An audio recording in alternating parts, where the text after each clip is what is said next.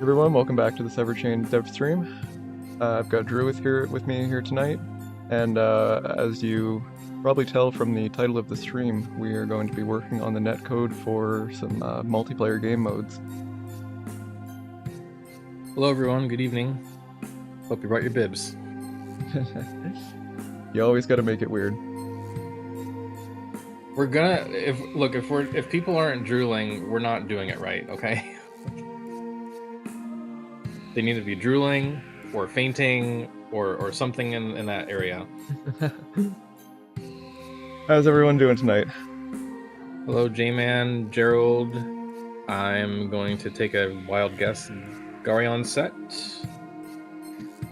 I may have butchered that. Yeah, it's... Alright, so I'm just throwing together some basic UI stuff here. Because we're going to need some controls to start the server, stuff like that. Are you, you don't have to use our web server because it's peer-to-peer, right? Yeah. Okay. It'll just be your standard client server. Things I wished I asked you yesterday. Like, oh, panic, shoot, was I supposed to do something with the web server? No. Alright, cool.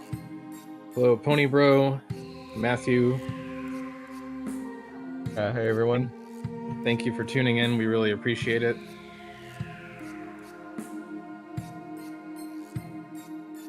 This is actually going to be a historic day for our fandom, now that I think about it.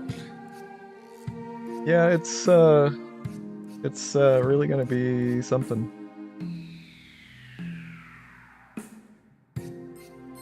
For everyone that's watching,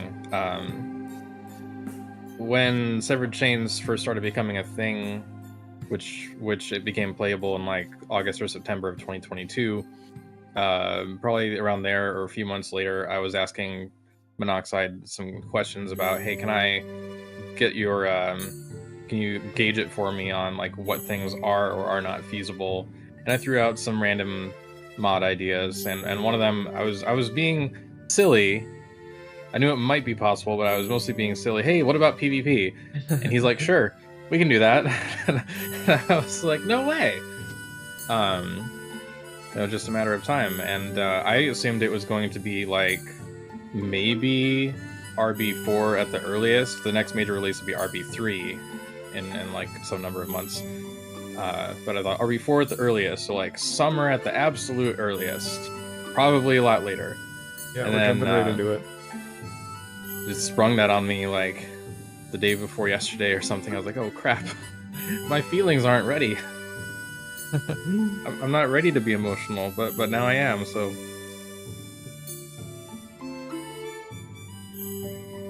Yep, scene builder. We've got a new UI library that you just use as OpenGL, but we're doing this for now just to make things easier. I can throw this together real quick. It's gonna look awful, and it's gonna work.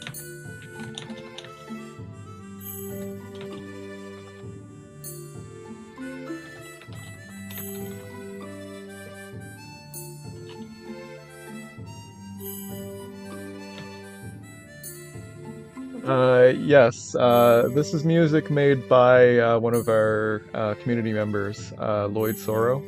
Not sure if he is here tonight, but he's usually in the chat. He definitely knows it's happening because he liked or reposted our tweet about it. Nice. Yeah, he's usually here when he can. Hey, Chocolate. Multiply my players. Yes, we will multiply your players.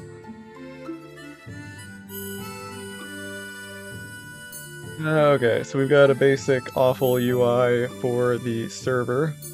We also need a basic awful UI for the client.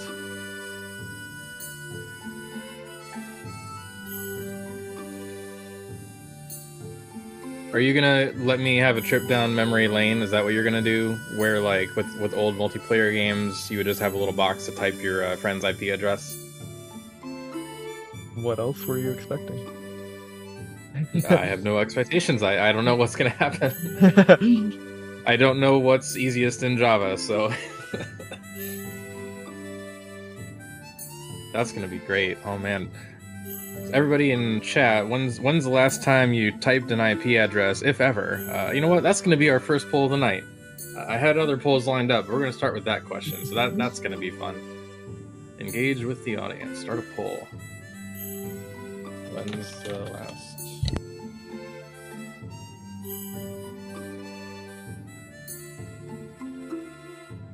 Cosmic. What's up, Ink?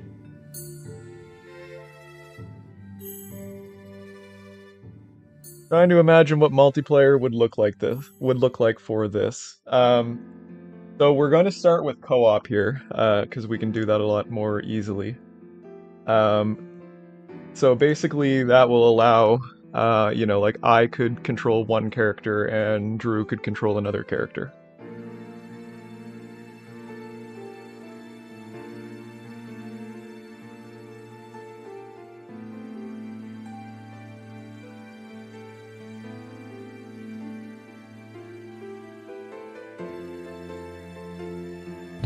Okay, the poll is live. So when's the last time y'all typed a friend's IP address to play multiplayer? Usually with PC games, of course. There are 4 options: less than a year, 1 to 10 years, about 20 years, or never. Now, most of the people in the fandom are our age, which is like mid to low 30s roughly. So you were probably around for the young computing turn of the century.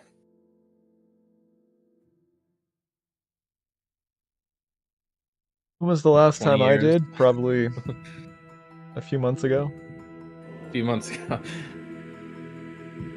I mean, some technically older games that are still updated today have it. I know when I was playing Minecraft a few years ago, you still had a direct IP option.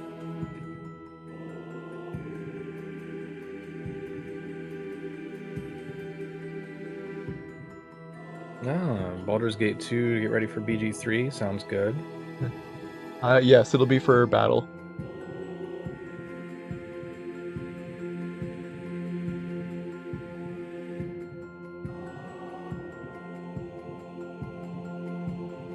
Looking forward to all the multiplayer shenanigans. Yes, it will be very, very fun.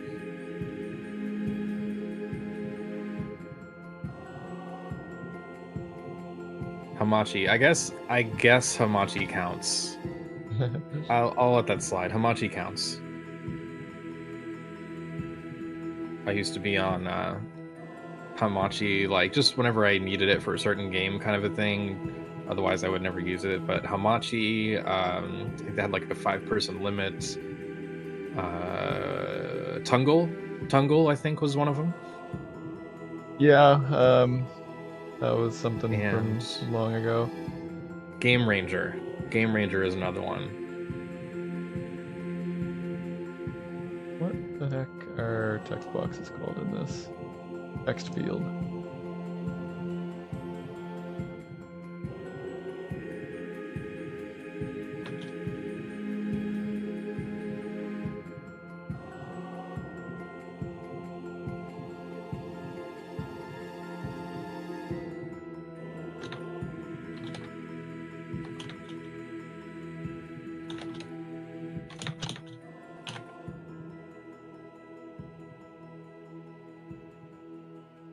Yeah, we used to use Hamachi and stuff like that once in a while when someone was hosting that was having trouble with port forwarding and stuff like that.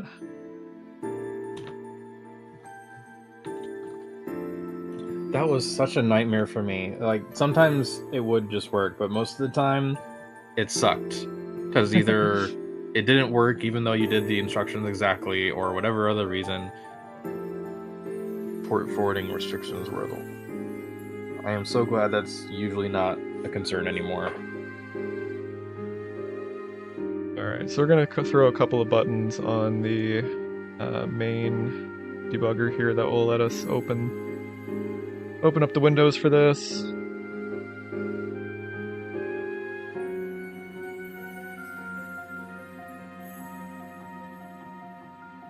Oh yeah, Counter-Strike. I remember playing Classic 1.6.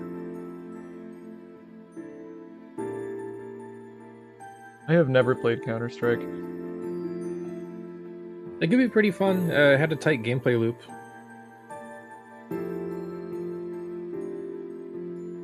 Yeah, I was always into Halo. It's like Halo, but on a much more small, intimate scale, I guess. I mean, obviously, it's not sci-fi; it's Earth-based only. But you know, there'd be the maps, and there would be the going under a bridge or popping out of a window and all this stuff, and you would have either the handgun or the sniper. It was very strategy, team-oriented, and Yeah. very, very, very small but tight gameplay loop. And that's why it still stayed so popular going into what was it, CS:GO? I think it was CS:GO. Yeah.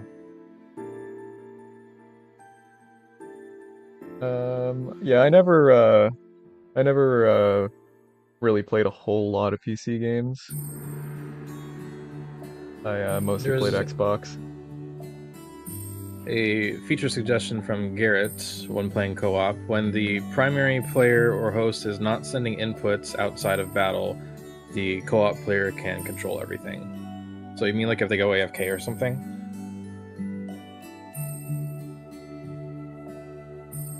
Yeah, so you mean sort of like the host can control everything in case one of the clients sort of disappears? Oh yeah, if there's like an accidental disconnect, they can keep going on their own at least and hop back in later.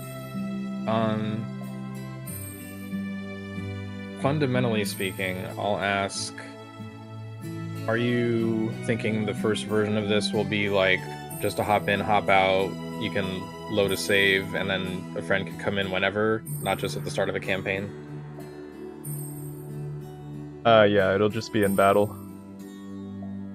Okay.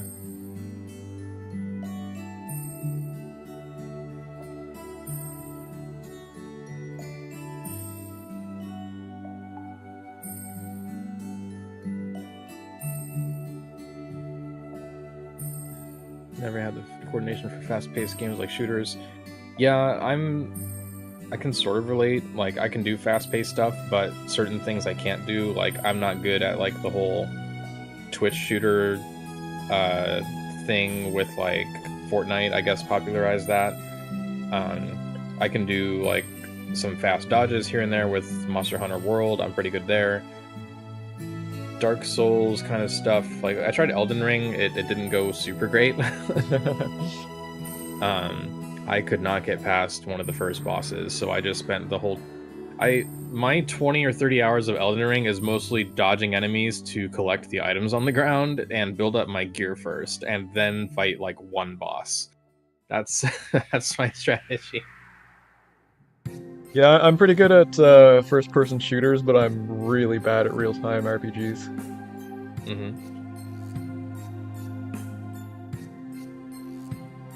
I definitely prefer turn-based. I mean, aside from shooters, I usually like to take games pretty slow. The only real-time RPG that I've ever really gotten into was Dragon Age. Then and Greg asks, will inputs be client-based? Additions could be held with Australian ping.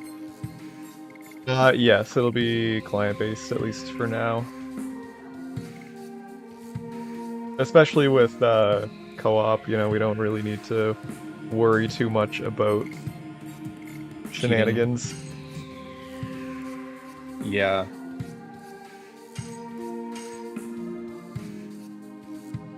Okay, so let's just make sure that those UIs worked. Server UI pops up.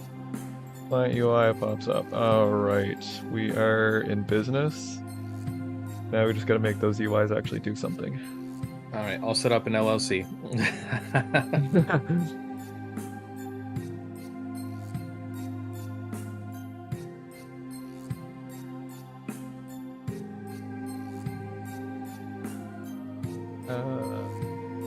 Ah, Clicked.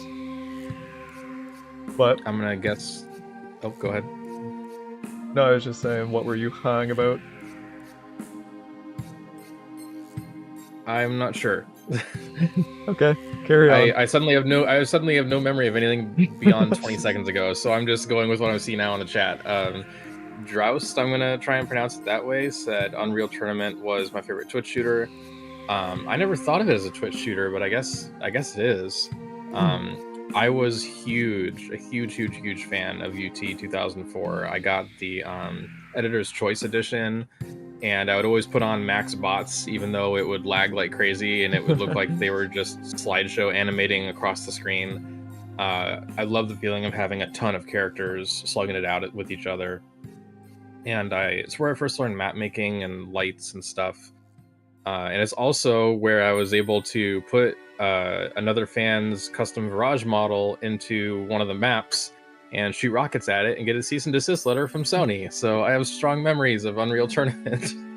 Get swiftly nuked from orbit. It's like, you may not use a legal game mod in the year 2005 or 7, whatever it was. How dare you? Oh, can't believe it was so greedy to make a legal game mod. You know, there's like, you can have a Crash Bandicoot follower in Skyrim, for crying out loud. Come on. Leave me alone. Yes, UIs are my absolute favorite thing to work on, and don't make me want to quit programming at all. Which is why it looks like this. Who's Enos Arda? That is Icarus. Okay. Because I was like, I don't remember making that person a mod. Who is that? No, I made all of the security mods. Oh wait, I am security. Hi, Icarus. Well, you're SOL now. Icarus is helping us with a secret project, which I am not at liberty to tell you about. That is going to be coming out within the a little bit less than a month from now. I can only tell you it's a secret. And it's big. You're not gonna believe what we chose to build. Not only is it an entirely new map, it's an entirely new game mode. It's a whole new... It's technically 2 new game modes. Oh, true. It's kind of a bundle. But I don't think we're going to be very humble about it. It's just going to be a bundle of awesome. Go. Okay, right, so we need to host the server. I'm going to end the poll really quick and say the results. So, the question was, last time you typed a friend's IP address to play multiplayer, 40% of you said never. I do not believe that. Like, with most of you should be our age. You probably just like played console and not PC or something. I guess that's fair. 25% said 1 to 10 years ago. Less than a year, 22%, and 20 years ago, 11%. So mostly what I expected. I just didn't think 40% would say never. That's wild to me. That is pretty surprising. I need to find like an old folks community where I can talk about things like cordless phones and shit. An old folks community. old 30-somethings who feel like they're no longer relevant.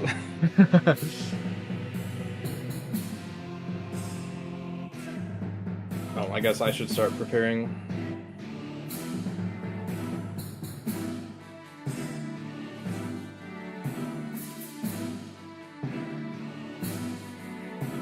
And we'll do another poll in a little while.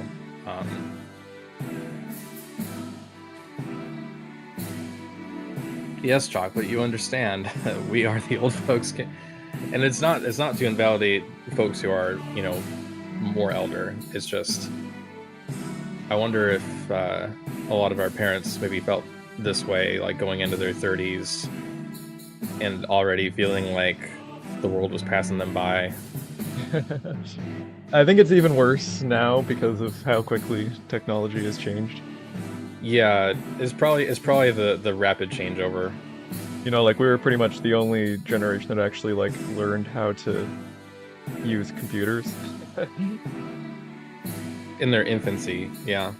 Well, no, like a lot of like people in school and stuff now don't know how to use computers because they just grew up Really? with phones and yeah.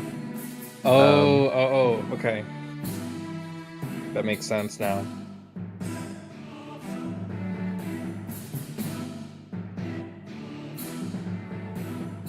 Yeah, Yes, everything is Icarus just so. is a young whippersnapper.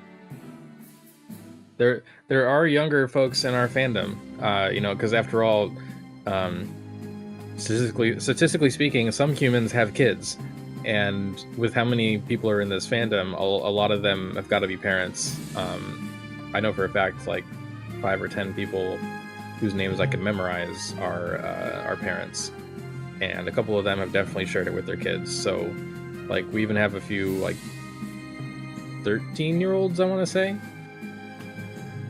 Oh yeah, I'm sure. So it's now being passed on, so it doesn't get forgotten. Age bracket pulled? No, I don't want to trigger everybody, including myself. On the one hand, I'm Yeah. comfortable with my age, but on the other hand,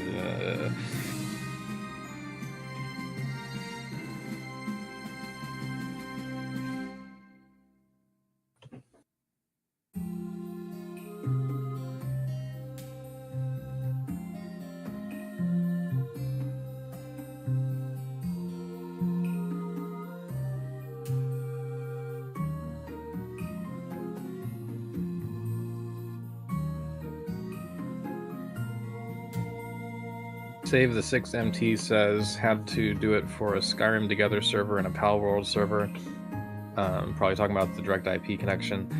So Yeah, I'd imagine. I remember a mod for Skyrim that was making at least some moderate splashes in the news because it was trying to enable multiplayer, and it was really rocky, like early look kind of a thing. It wasn't ready, but I never learned how far that got, or if this is even the same mod or a second one perhaps. But that kind of thing just goes to show, I think it's somewhat related, even though it's not a console game, that reverse engineering can, even though it's more work up front, make modding or added features like multiplayer more feasible by comparison. Because I can't imagine forcing a PC game just via mods, or forcing a console game through emulation only to do the kind of stuff we're planning to do. Yeah, we're planning on doing a lot of stuff. In case you weren't aware.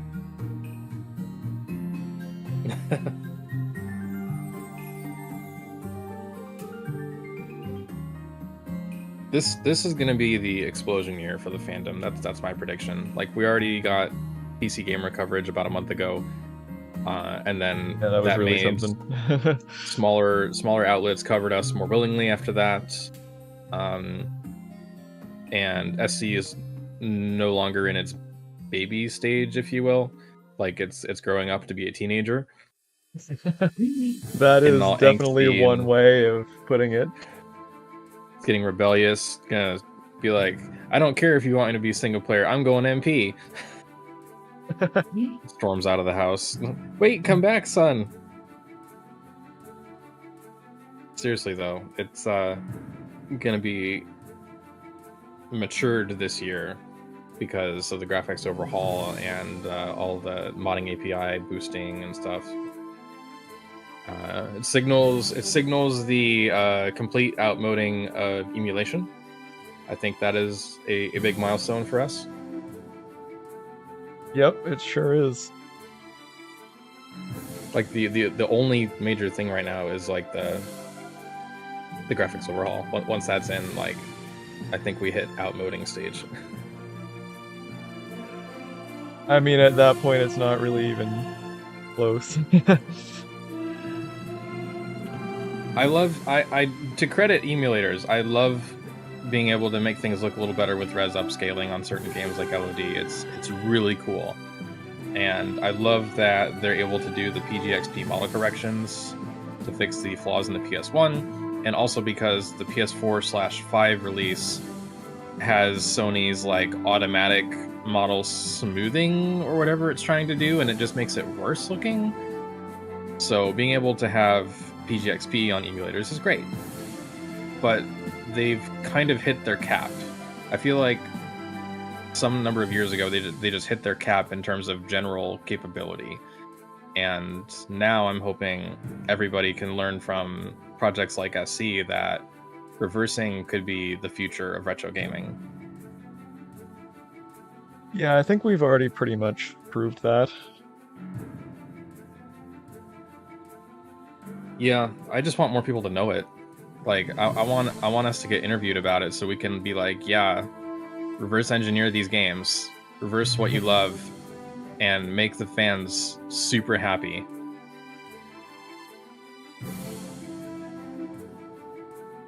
Yeah, depending on how far we get here tonight, we're gonna have some pretty interesting stuff going on.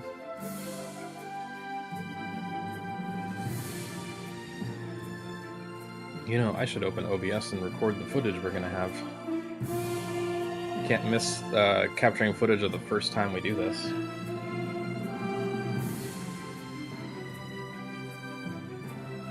Are we doing anything with the leveling system? I mean, we're going to be supporting mods that adjust how much XP you get from monsters, what the max level can be, things like that will be a thing in general. If you're asking about multiplayer specifically, I mean, there's a lot of open-ended questions that we'll just have to figure out as we go, because the game may or may not be super imbalanced if we do like PvP at some point, but we definitely are going to have modding support for the leveling systems in general.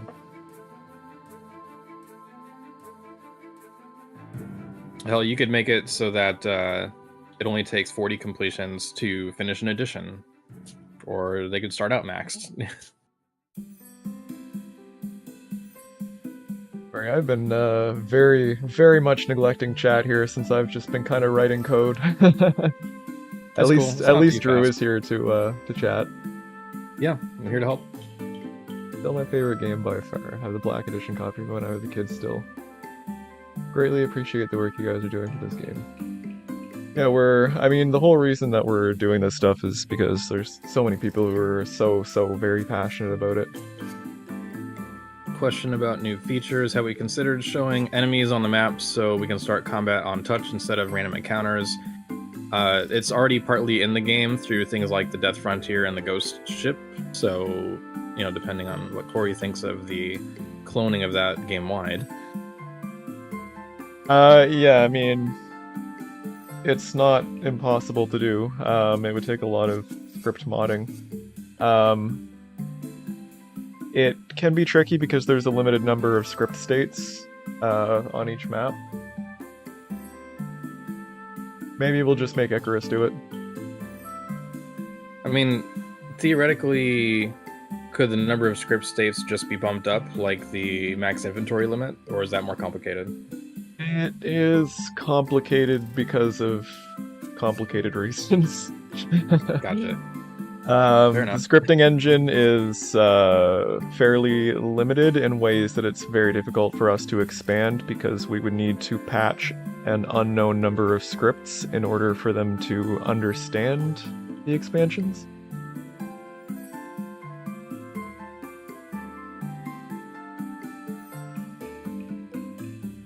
Yeah, it's probably possible to do it straight up in Java too, which would probably be much less terrible. Cosmic thinks LOD lends itself well to PvP. I sort of agree. Technically, it's not built for... obviously, it's an RPG. It's not built for PvP, of course. But, you know, even though there isn't that much gear to choose from compared to build-oriented games like, say, Path of Exile, I agree, because in my veterancy with the game, I've learned that character level doesn't really, like, you don't have to grind to beat a boss. Minimum level just from getting XP from bosses, maybe an extra level on top of that from minor mobs, and you're fine. Most of your ability comes from how you build your characters and the synergy you set up between those characters. So, like, having build knowledge is, of course, you got to do the additions and whatever, but having build knowledge is most of your capability. And I'm going to be interested in seeing like what different builds people try. Is someone going to just gamble with the resurrection build to try and keep Shauna alive on their side of the field the whole time? Yeah, it'll be very interesting. Balance is definitely going to be a thing. But yeah, we'll be making it so that before a PvP battle starts, character or the players will be sort of like agreeing on their character sets, item sets, equipment, etc., levels, all that kind of stuff.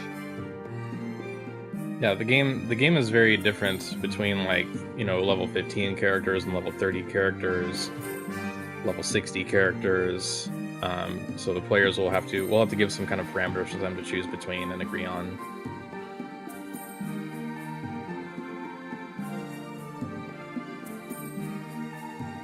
Still have your first translucent blue memory card. That's great. I might still have mine as well. I'm not sure entirely. Also like the name Deathet, so yay for you. LRC is here. What up? LRC.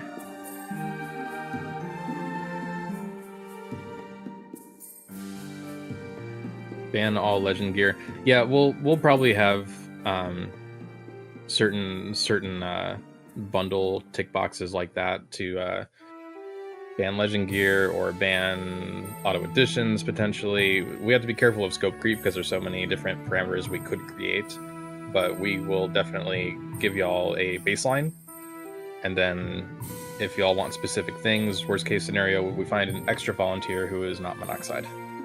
He is busy as it is.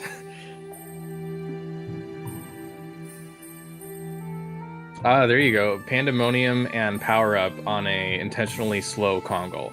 That's really smart because it lasts for the number of turns of that target, and if the target is slow, then your opponent could be hitting them like 5 or 6 times, dealing minimal damage. Unless the Pandemonium allows for item magic attack, in which case he's still kind of screwed. True. I wonder.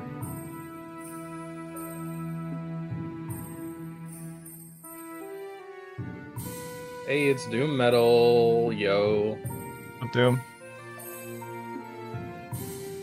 So glad you could make it, buddy.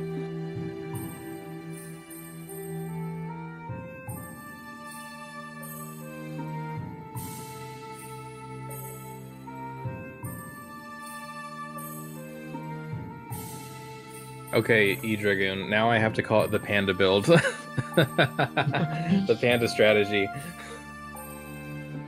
Big Panda. Like, I'm thinking Panda and Kuma from Tekken now.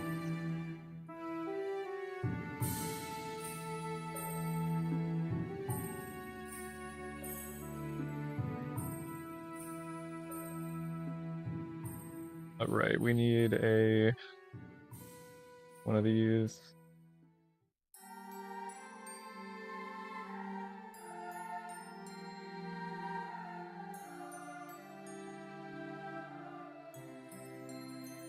Alright, it's time for another poll. So I'm going to put that out there let's see. How many options can I put? Let me see how many questions, how many answers I can put in here.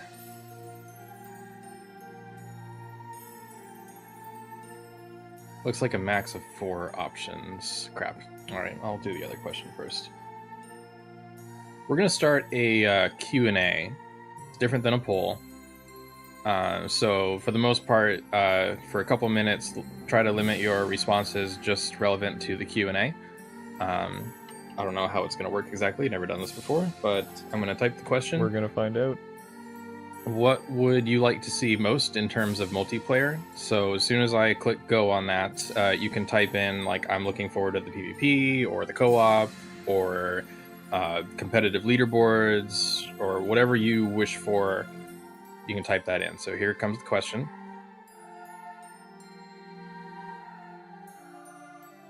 Now we've got a questions list in our thing here.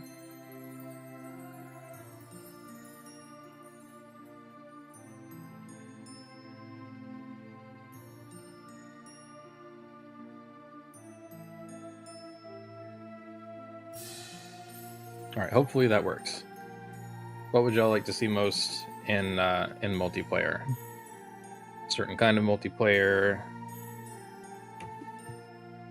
And we'll see what kind of answers we get.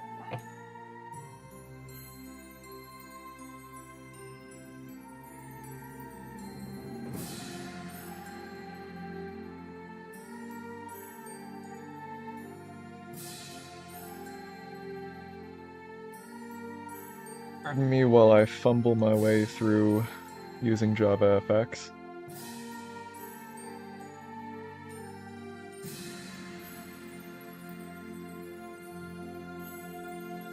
Now, YouTube doesn't have an... since this isn't such an open-ended question, first we have to get the initial answers from y'all to see what the most popular answers are. And then after the stream, I'll look back at those answers and set up a list of like the top 5. And we'll do like a big community poll. We'll post it on Reddit and Twitter and Discord and everything. And get a much better idea from there of what you like to see most. And that may influence what we build first. We'll see what y'all say. I'm seeing some interesting answers. System to counterattack in PvP. I personally would like that very much. What was that one? I didn't quite hear. Counterattack in PvP. Oh yeah. I don't know how that would work because of like additions are so short in terms of like the number of seconds between each strike. It's sometimes like a split second between strikes. So Plus how would someone... How would we implement that in such a way that it wouldn't just be spammed every single time anyone gets attacked? Yeah, we might have to give players like 4 charges per battle or something. I don't know. Yeah, that could be an interesting way of doing it. And maybe, unless there's an easy way to do it without delay, then only for LAN connections, maybe? I don't know. Hey, that's a question. Will this double as LAN supports? Like, could you connect locally to somebody? Yeah, of course. Okay, so no difference there. That sounds great. New gear and equipment that is unique for fun builds. Yes, we would definitely have. See, I was thinking of new gear for a long time in terms of the regular game, but there can also be gear that either is just for the story, is just for PvP, or even is for both, depending. I mean, there's gonna be tons of gear mods, I'm sure. Mod option setup sharing. Setup sharing sounds cool. Able to 1v1. I assume it won't be any different for 1v1s in terms of the code.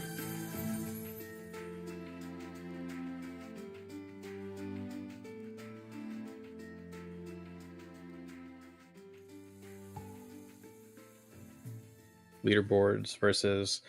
Yeah, I'm personally... I don't generally care much about leaderboards, but for certain things, I care a lot about leaderboards. And apparently with LOD, that is the case. Like, leaderboards for minigames, so you could like have the stupid obstacle course minigame high scores. I hate the collision on that so bad. It is unworkable. And the high scores for dodgeball with the little rabbits or whatever they are. New minigames like maybe pig racing. We got those piggies running around the track.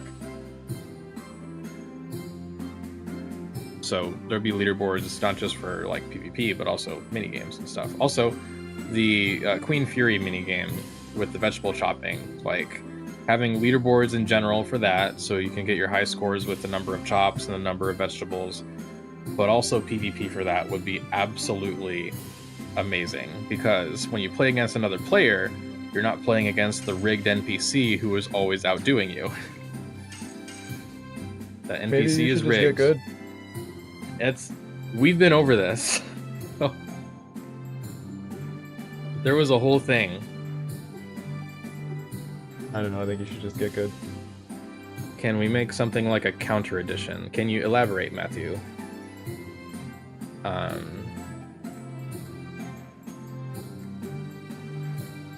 Someone else had mentioned countering the way NPCs do. Do you mean a different kind of counter? Oh, do you mean like when you counter, you get a combo instead of a single hit? That could be. That feels almost out of the realm of turn-based. Then you start a combo, and then they counter and they start a combo, and then you counter and you start a combo. Is be a big old zigzag, and both of you are left with 1,000 cuts at the end of it. Boss rush, speedrun leaderboards. Boss rush, speedrun leaderboards. That is a lot, but theoretically doable, I guess. I mean, I know if we do a boss rush mode, we could definitely do a leaderboard for like how many bosses everybody's beat. So like someone's got 50, someone's got 48. You can keep trying.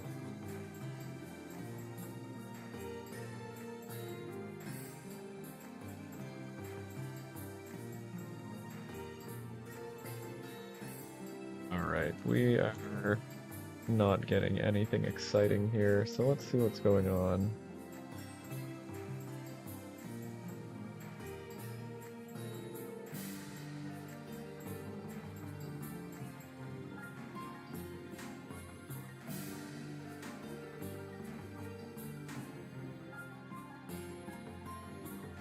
So Leningrad says counter editions, sword clashes with spam button to win.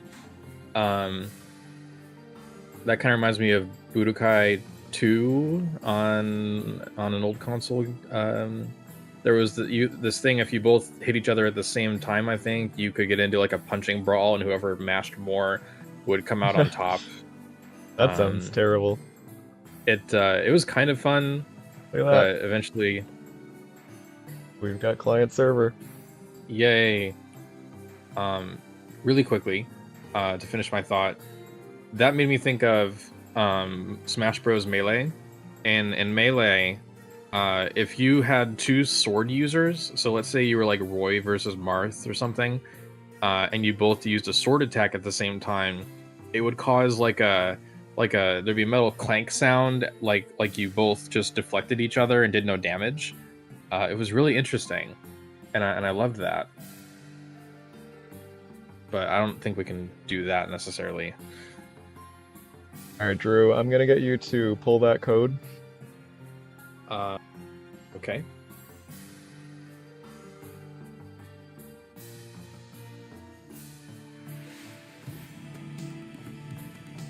I may need more specifics. Just pull. You're already on the right branch. Oh. I'm the... Alright, let's see here.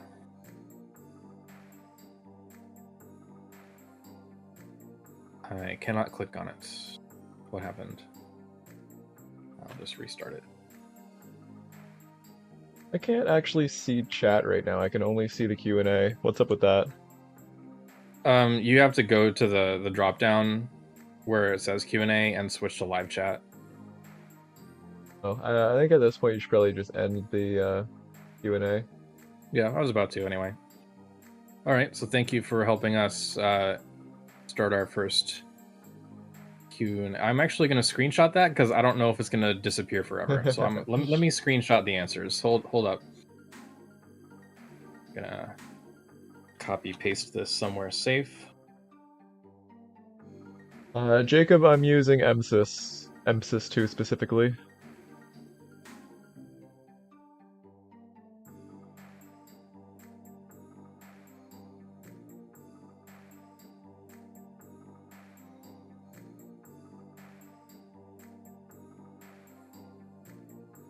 Yeah, Garrett says, counters as the defender, 1 must be guarding, and 2 must also time/perform the addition that is hitting them, which would be pretty interesting. Okay. That's not a bad idea. That kind of reminds me of Elite Dangerous in a way. When you're trying to pull someone out of hyperdrive or whatever it's called, you have to chase them and like stay in their wake, like in their jet stream, if you will. And then the person being pursued has to break out of that pursuit. So it's kind of like a mirroring each other kind of a thing. Different, but whatever. I'm gonna get this thing updated. Where'd it go? Here it is. Don't leave me waiting. Oh, I couldn't dream of it. All right, I've updated. Do I just launch regular? Yep. All right, launching.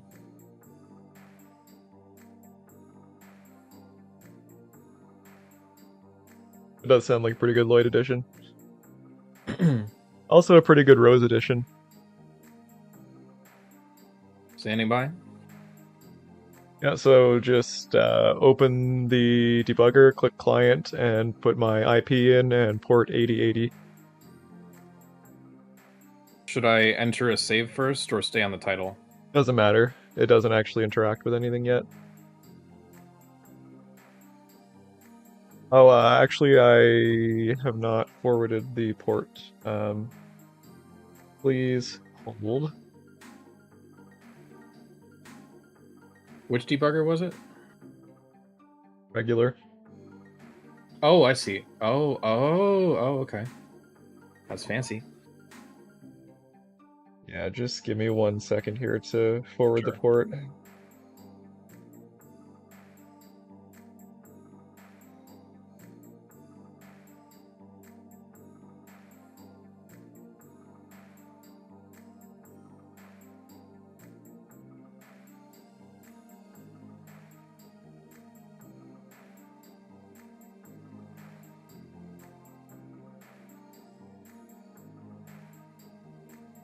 Alright, give that a try. Am I typing client because I'm a client? What do you mean? Or am I clicking on client or server? You're clicking on client. Okay, client means me. Port 8080.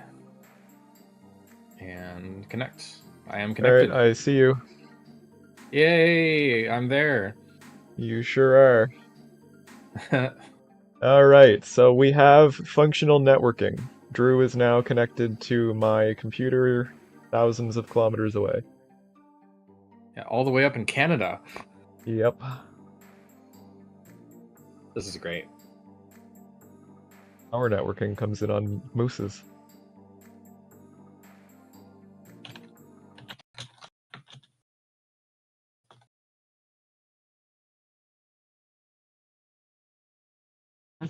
Technically, LOD has multiplayer now. It's not very exciting yet, but it's there. I went to go to one of those like party emoji picker things and it's all blank, so I can't see which one I'm clicking on. I'm just clicking on a bunch of invisible emojis. There we go. I think that's the party one. Actually, funny enough, yeah, mine is invisible too. I think that I think the whatever it's called that you did broke it. I deny it. I mean, it's YouTube's Gar- fault. Garrett Myers says the LD community is now more connected than ever. I love the wordplay. You are now my favorite fellow fan. I'm gonna be honest with you, I don't get it. More connected than ever, multiplayer. Oh, I just assumed that that wasn't wordplay and was just what he was saying. Oh, well, that could be the case. I could be a dumbass. I thought that it was some clever Legend of Dragoon reference or something that was just going over my head. No, no. Okay, carry on. I yield.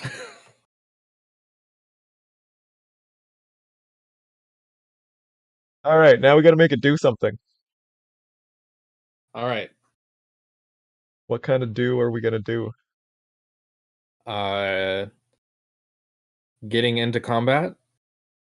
Yep, that's my idea.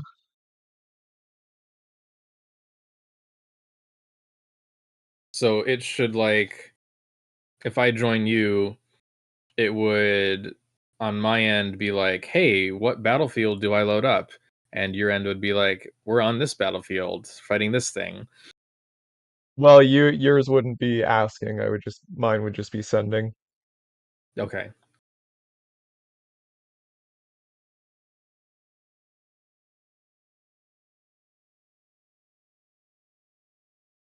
Yeah, Yeah, the Dragoon, literal. it's pretty amazing what you can do when you actually have the game's source code.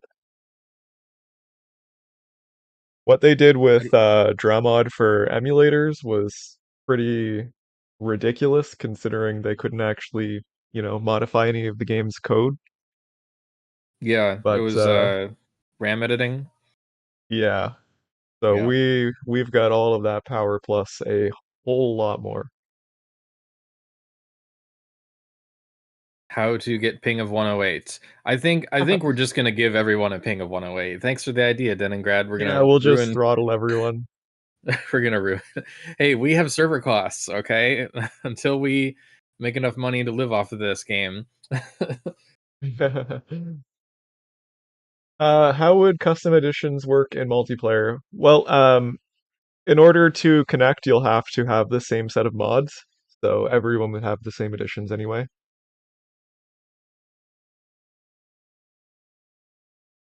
Yeah, so coordinate with your whoever you're playing with to make sure you have the same things in the mods folder and whatnot.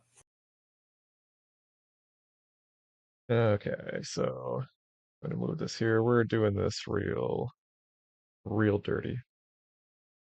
Super dirty.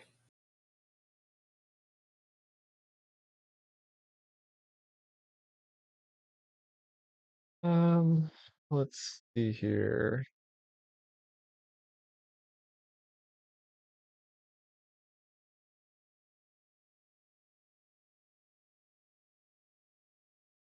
Been a long time since I've worked with Netty, so we're just kind of relearning as we go.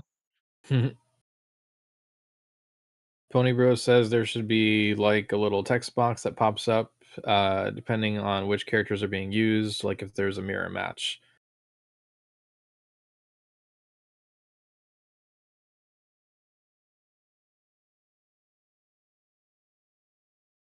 Okay, Can't so wait for tournaments. Yes! Someone besides me is excited for tournaments. Simple Middleton, you are now my newest number one fellow fan because it's very, believe me, it's unnecessary. I know I'm not that crazy, but tournaments would be so amazing. I used to do tournament organizing when I was a little younger and more naive about the whole thing, but I've been exposed to tournaments for a long time. I would love to help facilitate those, platform those, cast and commentate and stream those, get us some other casters and commentators so I don't have to do it all the time. But making brackets and just seeing who can come out on top would be wild. And like at least to start, the hero competition is already a great setup for that. We can just shunt it in there and see what happens.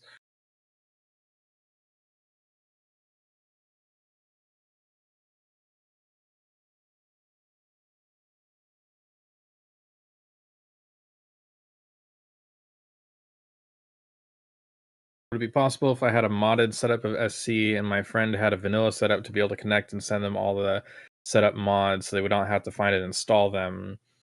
I guess theoretically, if Corey's willing to make a checker for that and says like, well, we can't distribute the mods is the thing. We can't distribute the mods directly, but we could probably tell you which mods are not in sync, and then you know which ones. I mean, we could really like send the mods over the network. It wouldn't really be difficult. Would we need a Although I guess there is a bit of complication there because it's not really possible for us to tell if mods have supporting files that would be needed. For example, Dramod has the difficulty presets. So that's a little difficult. also if you make it an automatic thing just for whatever, then we won't be able to screen the mods to make sure they're legal. Well, I mean, sure, but it's your own fault if you connect to a random person and say, yes, I would love to download these files. We can only do so much hand holding, right? Yeah, I just if we enable the facilitation of it, even though because like obviously there's a thing of like big companies that run social media, are they responsible for everything everybody says and uploads? Technically, no. But I'm just hoping we can keep our nose as clean as possible so that no one's like using them for underhanded purposes. Yeah.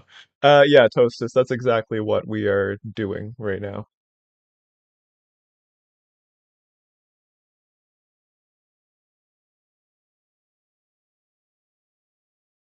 Yeah, with the initial setup, um, is it just going to be two people, or are you allowing a party of three? Um, we'll cross that bridge once we have the networking in place for it. Cool, sounds good. Okay. I think we can just send a byte buffer. So we're gonna do this real easy here first. Send to all. We're just gonna use raw byte buffers.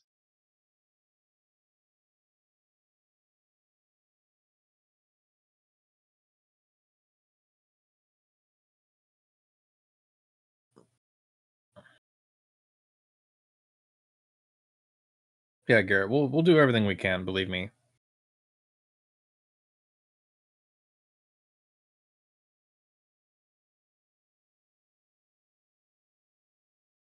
But we can definitely we already have some of that stuff like automated. Like now in the past I think it was Severed Chains, you had to like download a certain version of Java. And there's like two different kinds of Java. There's like the public facing Java, which is like a low number, and then there's the JDKs, the development kits, which are in the higher teens or 20s now. And you had to have a certain version. And now, by contrast, Severed Chains just downloads a portable Java that only it uses. So you don't even have to worry about getting the right version. It just gets the one you need. So wherever possible, we're gonna automate that stuff so you don't have to worry about it. Yeah, yeah. I need to figure out how in the heck to allocate byte buffers. Hello, Nick. You say you're waiting for Rec Build 3 to try the mod. Will voice lines be in that build? I don't think it will be ready at that time. They're still writing the scripts that the voice actors will read from.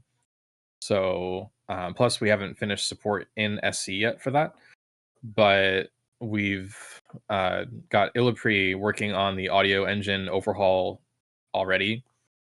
So that's going to come with like the improved music quality and things like that. And then after that, we can look at like testing and stuff like that. But I don't think that's going to be for RB3. Yeah, it's pretty unlikely that that will be ready for RB3. RB4 is going to be focused on modding. So Yeah. it's very likely that we will have them target RB3, or sorry, RB4.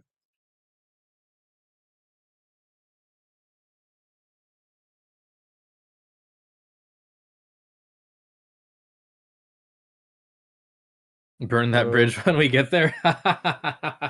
exactly. Thank you, LRC. That's a mood. Portable Java was a nice touch. We're glad you like it. Wherever possible, like it's not just the other stuff I usually say where, hey, it's more work up front, but it's great in the long term. It's also technically a little more accessible than emulation. Um, so for example, with Severed Chains, aka a non-emulator, you no longer need a BIOS file. And I know that some emulators don't need a BIOS file, or they can come with one legally. I don't know. It depends on the console, I guess. But PS1 games, they need the BIOS. And even though a lot of people probably don't do it the legit way, the official legal way is to dump it from your PS1, and that is not the hardest thing to do, but it's not very It's also not the accessible. Like easiest most thing people to don't do. have the adapters for that, so we just chuck all that out the door. No BIOS file needed. A little more legal security for us. Sure thing, Nick. If y'all have any other questions about SC in general or fandom stuff in general, you can ask us anytime. It doesn't have to be related to the current topic, and we'll help you get any questions answered that we can. Improve music quality, as in including the new arrangements, or are you talking about processing original? So we're gonna I do forgot both. to turn it back on. We're going to do both of those. So on the one hand, Illipri is doing a new sound engine in OpenAL is what it's called, and that will enable better processing of the official sound assets, the music, the BGM, voices, whatever. Certain things like the voices, you may not hear the difference, but music, there will definitely be a decent difference, and most players will probably be able to tell the difference if they heard it side by side. Oh, there is a Um, huge difference in the new music engine. Like, it's not even close. Oh, is it more now? Well, I even gotta. Severed Chains as it is right now is way better than retail.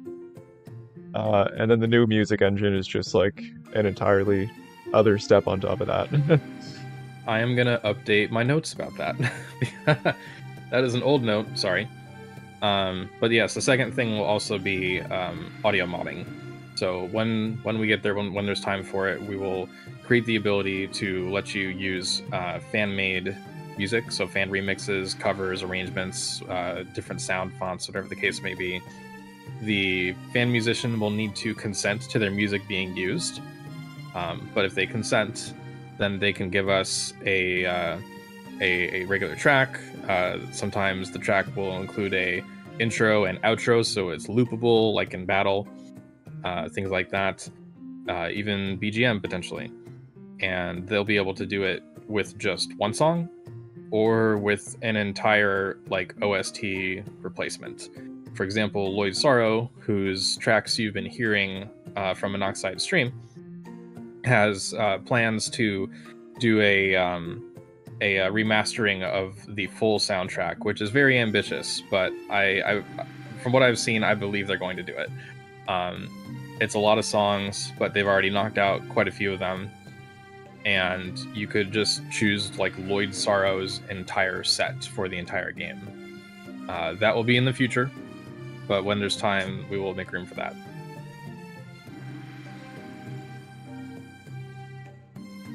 Lloyd has graciously allowed us to use all of his music for the dev streams, which is very, very nice.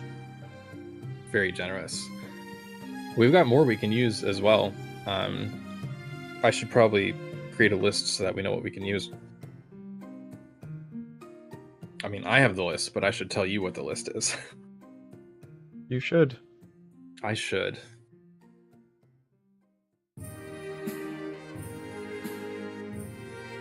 Someone blew up SC with the addition selector when it wasn't my turn. It was glorious. Love experimenting. Yes. Good. Keep doing that. Keep doing that.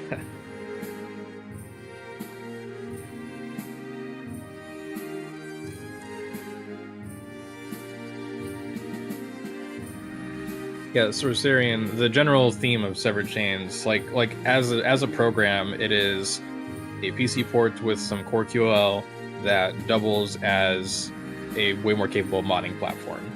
But due to primarily Monoxide's decision to be so involved with it, it will be going many, many, many miles beyond what you would normally expect.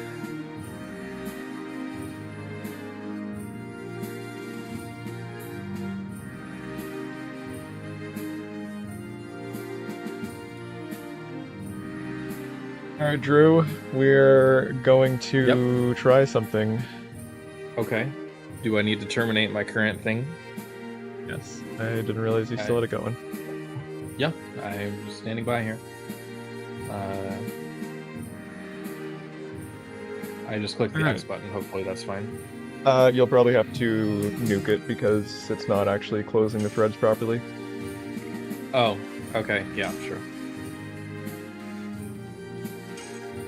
and I will. Am I getting new code or am I just relaunching? Yeah, pull the code. Okay.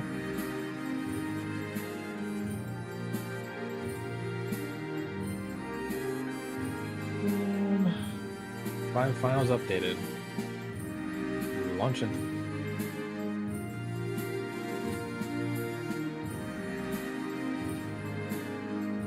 Ready? I'm just gonna host the server here now. Okay, connect. Oh, I need to pause the music again so we're not getting double. Opening the debugger. Client. Port 8080. Yep. Connecting. I am connected. All right, let's see if this works. Oh, it didn't work. Why didn't you work?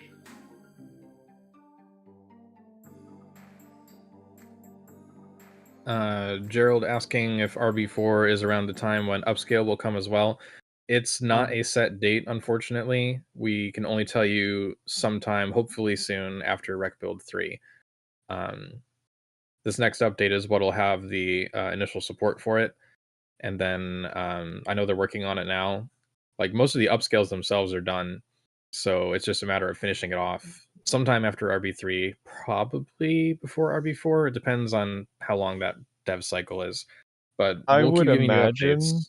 it would be before RB4, but I Okay. don't speak for them. It's also possible that they will release it in parts as it's done. And we may have a beta to let people try it out. We'll see. It's up to them. But whatever they decide, once they give me some information, and I've been talking to them about this for years. Once they give me some information, we will definitely tell you all about it on led.org. We don't have the short URL.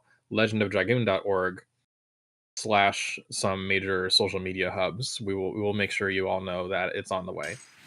I promise. A multiplayer mode featuring the boss characters only would be cool as well. Yeah, I would love to play as other characters. Connect I back would love up. to play as Zackwell, Graham, whoever. Oh, is it time to test again? Yep. Oh, okay. I am gonna close Jared, it. I work with post-secondary education around the world, developing software that's used by universities and colleges and things like that. Hopefully, you're not responsible for those website blocker systems that are on school computers, No. because then you're my enemy. God, I remember it's early days school site blockers, and like we eventually found one or two online services that let you like dodge around them. It was so weird. I Weird actually, time. when I was in high school, I actually made a web browser to get around the website blocking. Yeah. I caused a lot of problems for the IT staff. I'm connected. All right, let's see if this works. Did it work? Did it do the thing? Did it do anything? I'm on the load game screen. Oh, you were on the load game screen. Okay. Did that? You said it could be anywhere. Not anymore. Okay, where do I need to be, please? Title in a save. Where do I go? You'll need to be in, but I need to fix something. You cut out right as you answered. You'll need to be in game, but I need to fix something here real quick. All right, Uh, what we're is getting close. the run later? Yes. Form dot run later is what we're Chocolate looking for asks, here. Drew, will you be the Zackwell to my monster? And like, I might have to say I do. There might be a wedding. Using a proxy to access Neopets. If that That ain't some early that's dedic 2000s shit. that's dedication right there. You really like Neopets. Bringing D2 to a thumbstick on a thumbstick to school. That's pretty interesting. We used to break into the theater at school to play Halo on the projector. Hmm.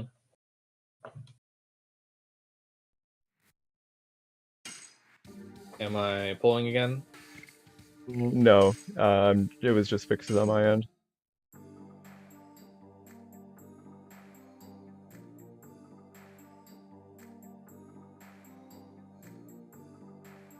Yeah, connect up.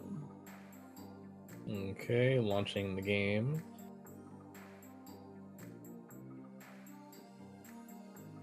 Loading a random save. I am in the Evergreen Forest, trying the debugger. Client, paste. Couldn't even go on YouTube, Pony Bro. I'm connected.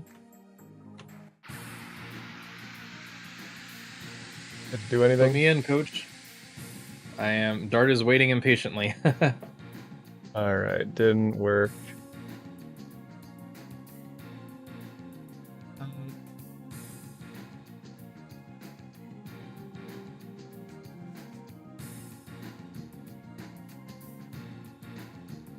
Okay, I think it might have been because of that.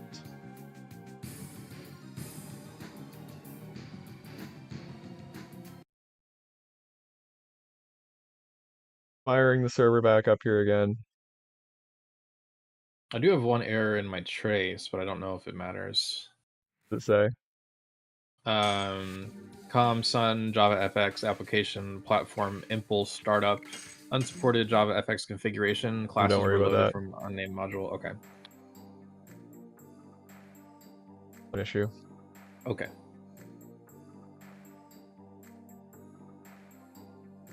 Reload. Alright, hosted. All right.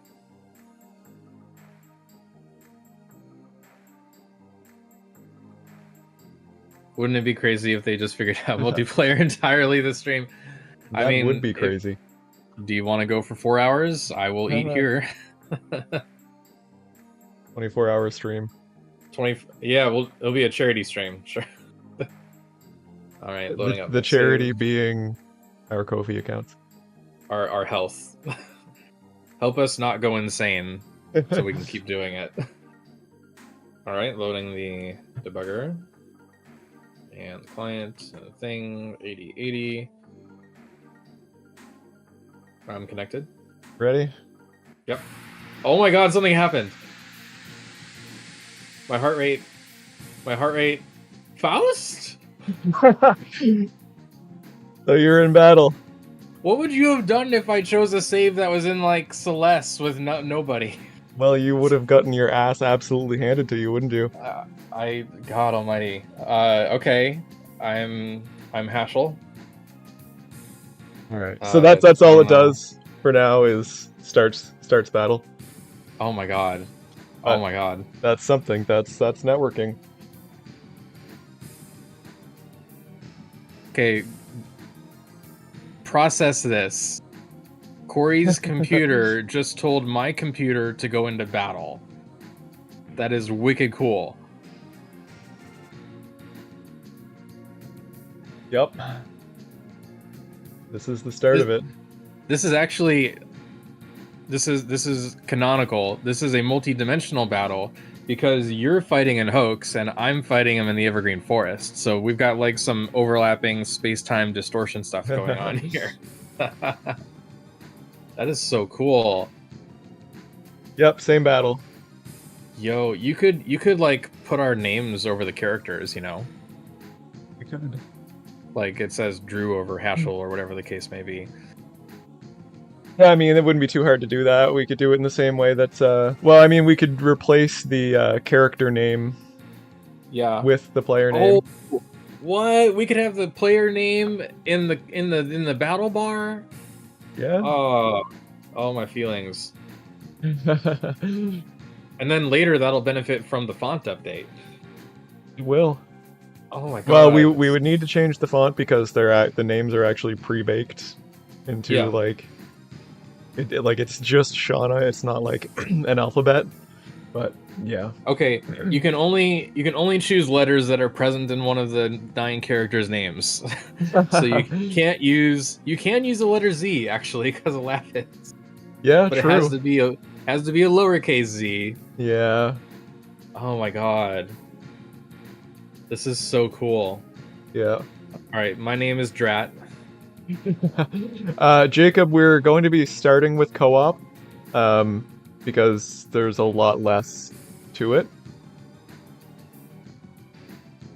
But the things Corey's doing will Versus be in the the foundation future. for all of it. Yeah, exactly. Because we'll need to write like battle synchronization code and everything like that, and of course that will apply to PvP as well. Chat, I will be back in like 45 seconds, maybe a minute. Sure, I'll keep talking. Sounds good. Dragoon talking about an actual multi-dimensional battle where like everyone's bringing their own party, but the boss is shared HP. That would be a lot. That would be so much to code. But if somebody volunteers to help make that, then we can do that. Now I'm thinking of dumb stuff like server bosses for MMOs. Let's not give Zychronix any ideas. He's already planning an like near infinity HP boss. Is the only capital L Lavitz? I mean, yeah, we can do a capital and lowercase L. We can do a capital and lowercase D. I mean, I don't know the exact spread. I don't think we have a W, so I would just be Dre. I can't even rap.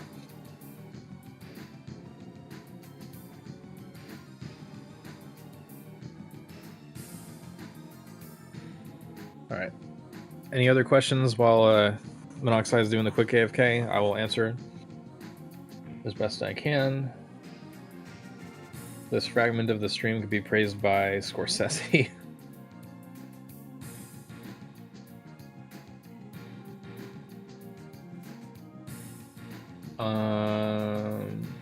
Simple Middleton saying Sony did the right move of leaving the IP to idle.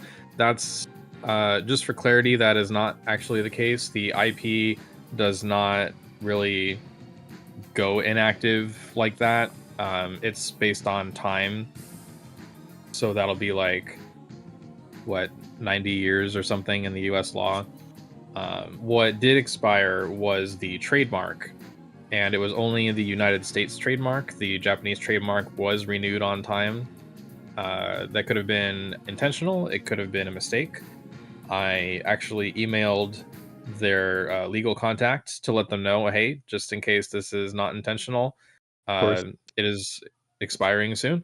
They never replied. That maybe they get spam emails. I don't know. But I tried to warn them, no response, and they did not renew it. So trademark means someone could use the name Legend of Dragoon, but it doesn't mean they can use the contents of the IP. So you can't use Dart, Lavitz, you can't use Crush Dance, you can't use Firebrand. You can only have the title, and then everything in it has to be very different. Like you could have dragons, but you can't have anything specific. So everything would have to be different, and that would defeat the purpose of calling it Legend of Dragoon in the first place. So, are you back? Legend of something else. Yes, I am back. Legend of something else. Well, that's already free to take. You can do Legend of anything. Legend of Faust. I'm gonna give these Mazo some abilities. Fun fact: if y'all don't know, the worshippers in the four corners are called Mazo internally in the game files. Mazo. The lore is unfortunately a bit boring about them. It just says they're like unable to do anything. But I think it would be nice if Wow. they could do something. Like they're worshippers, like let them charge Faust up or act as like they can deflect attacks, sacrificial meat bodies. I don't know. Sacrificial meat bodies. What is a meat body? Who put that in my head? I was trying to think of like the thing uh damage sponge. There's a term in gaming where you never mind. It was in Total War Warhammer 2. There was a term for that, like the base skeleton troop for like the mummy class. I don't have the words. Meat shields might be it. That's a complicated thing. It's hard to remember. It's so hard to remember. Anyway, I'm gonna shut up so we can stop thinking about my ability to say words, and Corey is gonna take over. All right. Right, Corey? Yeah, I'm gonna push another change Spare here. me. Pull. Okay. Yeah. Death that had it right. Meat shield. Bullet sponge sounds good too, though. Minus the bullets. So let me turn the thing off. And All right. Paper have an Network issue. test number 2. Sometimes I can't do the thing I do to pull. Okay, there we go. Sometimes you can't do Got the it. do. Yeah. How would I classify a skeleton as a meat shield exactly? They nothing but bones. That is a really, really good question. You're gonna have to ask Creative Assembly or whoever made Warhammer 2. I do not speak for Warhammer. Server is hosted. Loading a game.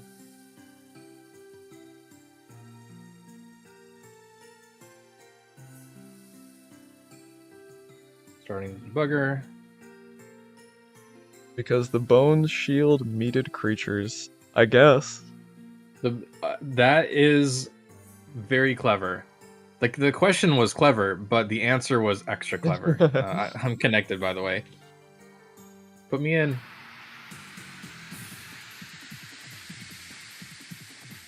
Alright, where are you? You just made me fight a plague rat in the snowfield? It worked.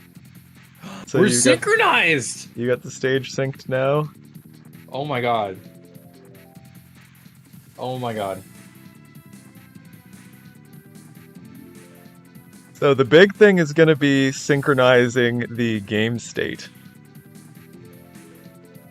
Yeah, because if I do, say, like an incomplete edition, you need to be shown that. Right? Yeah. And that's detailed. But also just synchronizing the characters and levels and everything. Yeah. Guess what, everybody? Now we have the potential for desyncs. Isn't that great? All Nice thing right. about single player, no desyncs. Anyway. So we are going to need. Right now, I'm just writing raw data to a raw binary stream. So we're going to need to go a little higher level here with some sort of packet manager. Will that be rough? The packet manager? No, shouldn't No. be too bad. I meant the magical creature rough. Oh, Like a I person, the guess. manager.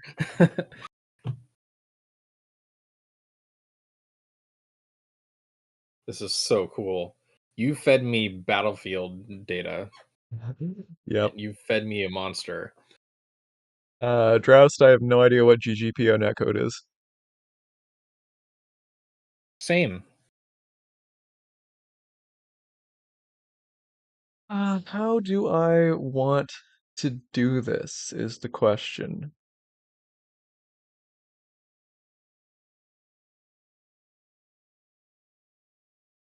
Probably with your big brain, according to Pony Bro. We can hope. Mhm. Okay, lately, whenever I maximize windows with 2 monitors connected, it just picks a completely random window or random to go to. Yeah. Restart our music too.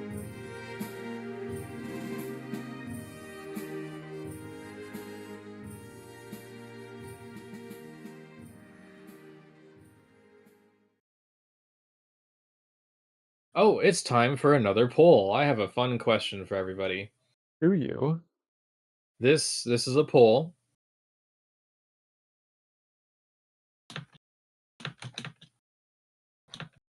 The poll, is it?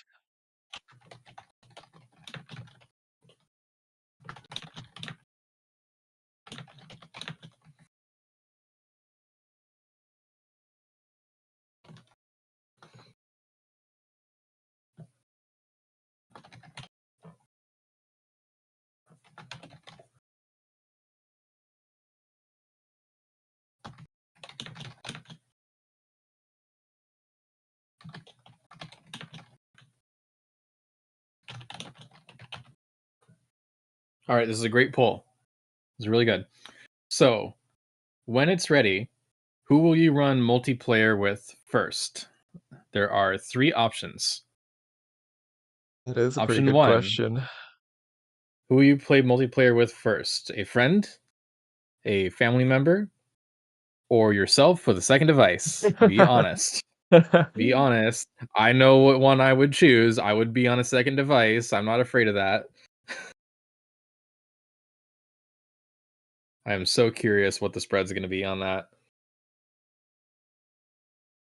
What's Drew's favorite thing to do with the community? Polls. It's true. Am I Okay, technically myself family now? with a second device is winning. It is. It is. Yeah. That means that this is a really good feature.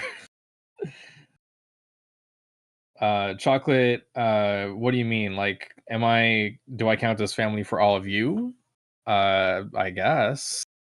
If we've talked together on the server, we've bonded over the combination of whipping cream and chocolate to make chocolate whipping cream. I mean, there's really no other qualifier needed. That's fair, you know? Everybody should have those kind of standards.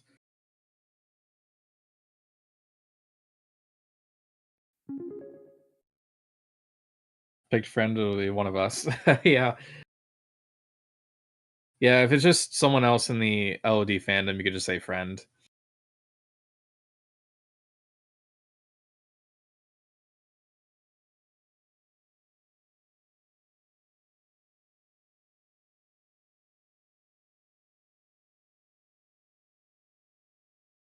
Okay, so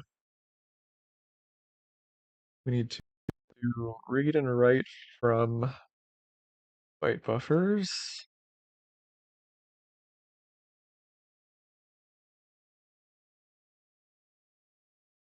Aw, Corey, What?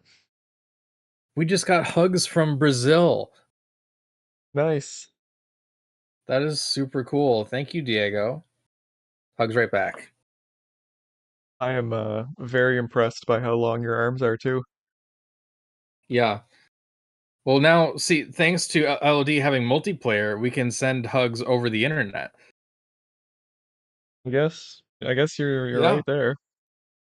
You could literally have custom victory poses with the party members hugging because they're happy they didn't die to a monster, Yeah. or high-fiving, or hey, would it be a popular mod if we took the limestone cave scene, that animation where Dart and Lavitz do the handshake thing, and they do that as a victory battle pose when they're in a battle together? I mean, technically we can do that. And it would be so immersive. It would be so extra immersive if we also have Shauna looking on from the side and being like, "Hey, what about me?" Full immersion. You deserve it. We're gonna give it to you. I'm sorry. I might be getting a little carried away. This is the part where Corey says, "Drew, my good bitch." What is going Settle on the with hell you? down. It's your fault that we're excited for this stuff. I mean, you're It's welcome. it's been it's been my fault. It's been my fault for 7 years. Take some of the blame. Oh yeah, Droust raises a good point. We've got to add in-game chat. Hmm. Mistral says, Mistral just bought a says, game design course. You guys inspired me. That is pretty cool. We both saw that at the exact same time. Yep. So chat bubbles, like technically we don't have to moderate it, but I would be more comfortable if we created like a chat filter first for bad words that are like awful. But maybe in the early stages we could give you like quick chats, Oh. like Go the preset Nintendo route. Nintendo. I'm used to quick chat from a lot of games like Rocket League, where you can say like I'm on your left or I've got it or switching to magic, whatever is contextually appropriate for LOD. I was gonna say you have magic in Rocket League. No, I was trying to translate it to our purposes. Yeah, So I like get if that. you can't voice chat for some reason, you could still do like some chat stuff. Be like I'm gonna guard or I'm gonna give you a buff item. I don't know. There's got to be something we could do with that.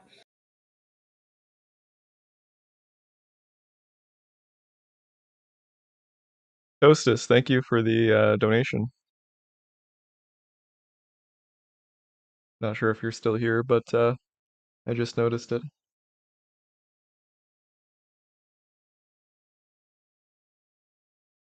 Okay, so now here's the tricky part. We need to synchronize the game state and then transition into that state. Take care, Dragoon. Thanks for coming by. Appreciate your time. Yeah, we'll see you next time. Yeah, we got to get back to doing summaries because now that you're doing like 3 hour plus dev streams, it's a bit intimidating. Yeah, I mean, you're not wrong.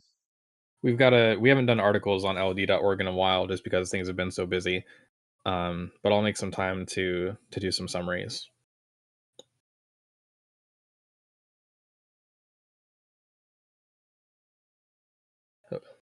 Avoid Kongle hugs. We might get crushed to death. I mean, the edition's called Bone Crush, so I mean, if he hugs, it would be a bone crush, definitely.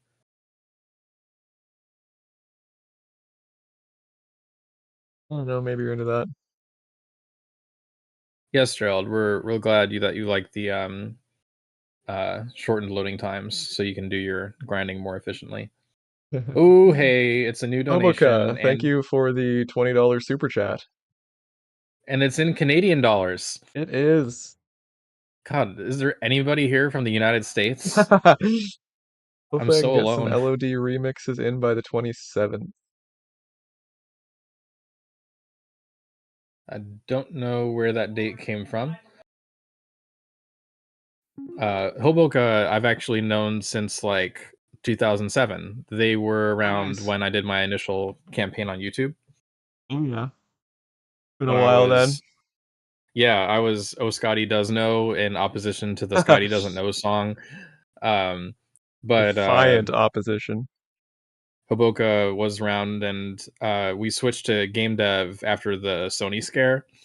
So Hoboka helped me with some game dev stuff and made some really cool music at the time, and Oh, I yeah. still cherish that music to this day. Really appreciate that, Hoboka. Thanks for stopping in. Stolau, thank you for the $25 donation on Ko-fi.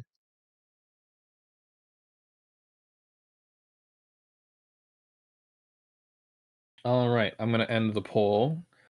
Um, let's see what the results are. The question was, when it's ready, who will you run multiplayer with first? 53% say friend.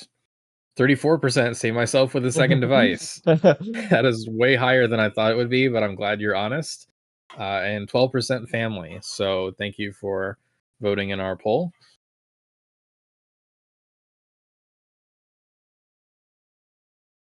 Yeah, more gigs to come. I'm hoping because so Hoboka is a musician. If I didn't make that clear already, um, and has made remixes of LOD music in the past and many other things. Um, so I recently was talking to him about the fact that we just recently started doing music compilations with the Feelings mix for this past Valentine's Day, and that we're gonna have another one coming up. So hopefully, if there's some time and space to do it, they can submit a new remix for that. Nice. April 17th is the 108th day in this year. So we have a deadline for multiplayer completion, Corey, according to Denningrad. 108th day in the year. Hmm. And why didn't we think of that before? It is a good question. Well, we can't have everything be 108, can we? With that attitude. I so very recently I discovered there's a line in the Fifth Element sci-fi movie. Um I hear this sound in my head a lot because I listened to the remix of it. It's called Act Not What, and I think it's like an official remix of various audio voices from the movie, and part of it includes the line "Helm to 108." But I never understood what that was. I couldn't understand what they were saying in the movie, and I was curious, and I looked it up, and I was like, "Is it Helm to 108?" Because I was like, "I think it's 108," and it turns out, yes, it's Helm to 108. So part of the movie is them steering a ship in space, and they tell the helm to go to 108 degrees or whatever. So it was 108 was always in the Fifth Element, and I never knew it. And I've seen the movie like 10, 15 times. How could you, Drew? Or Yeah, how could you not, I guess. how could I not notice when I was a kid? Exactly. Jacob, thank you for the $20 super chat. Thank you, Jacob. Aw, he says we're amazing. How are you? It's like a dancing pear. That's cute. Y'all are very kind. Thank Oh you my so God. much for believing Justin, in thank you us. for the $50 donation. Another one? Yep. Well, it must be like a Kofi one. I only see the YouTube ones. Yeah, yeah, on Kofi. Hey y'all, don't forget about Drew. Send me $5 once in a while. Seriously though, the more that we get, the more we can spend time working on this stuff for y'all and making things amazing. We are totally moved that you find this stuff worthwhile. Thank you.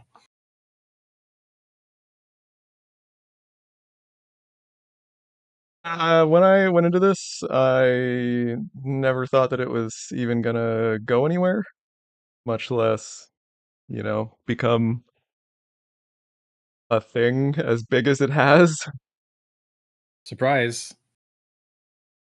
You decided to do this. You came into the Discord server all, hey, I'm planning to reverse it. And we're like, LOL, sure.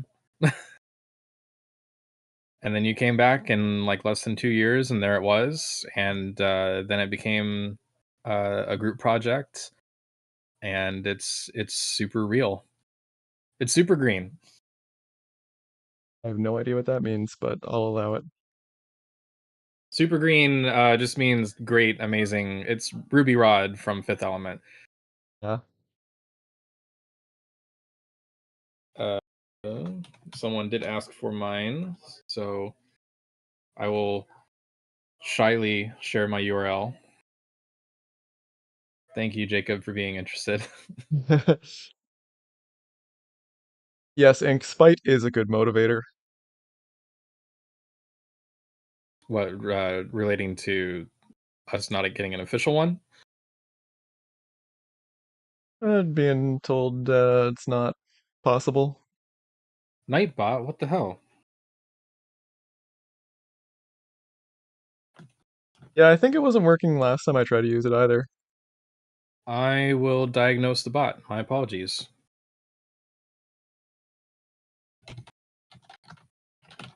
Going manual today. Good thing I know how to fly a plane. That should be the correct URL. Thanks, Jacob.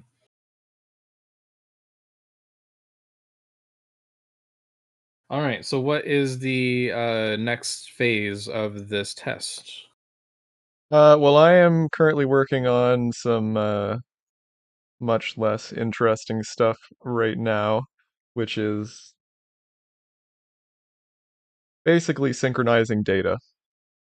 Gotcha.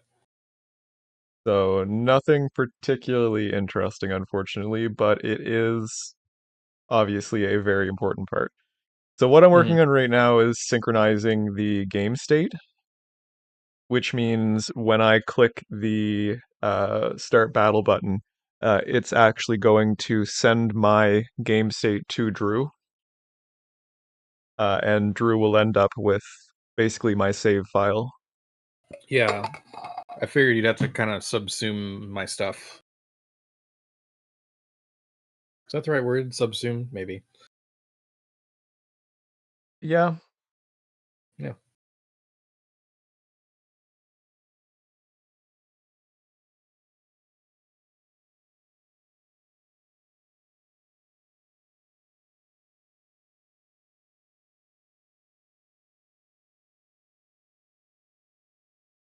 It dawns on me that because I feel like because this is becoming a thing, the multiplayer, um, is it correct that the multiplayer is technically going to be a part of the modding API?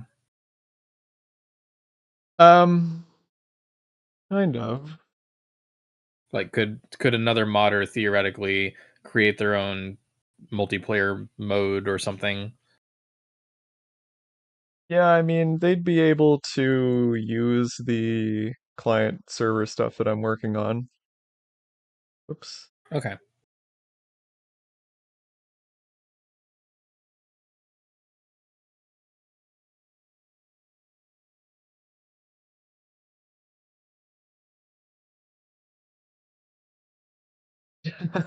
It's all right, Nightbot. Nightbot on this channel has seen a lot. That's very true. Yeah, a lot of crash counting, keeping track of how many times I took a shot of chocolate whipping cream or regular whipping cream. It must have been Well, I rough. think once I was having such trouble coping with like issues on the stream, like either the connection or the boss felt unfair because the combat was wrong, and I took like 7 shots of whipping cream. It was a thing I did. I'm sorry, Nightbot. I didn't mean to put you through that. I need therapy. So Drouse is asking a weird question. Can you save state someone else's game using this? Severed Chains does not use save states. We compensate for that by having save anywhere, so you could save without a save point on the map wherever you're running around. I mean, Um, if you downloaded someone's game state and then, I don't see any reason why we wouldn't allow you to then save your game and save that game state. yeah, I mean, I anticipated some kind of save sharing system. I just wanted to be clear about the difference of save states.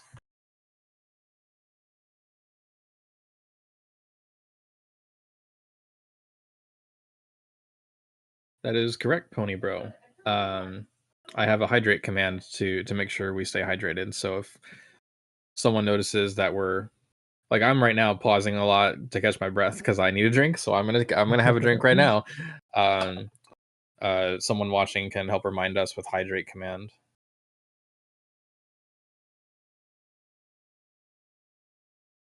Who gets to control movement in the overworld? Asks Ink. Well, I assume it starts with the host. Yeah, it's probably just gonna be in battle for the co-op at first. Yeah, this is really bare bones. Like I haven't really Corey's not. put any thought into anything else at all.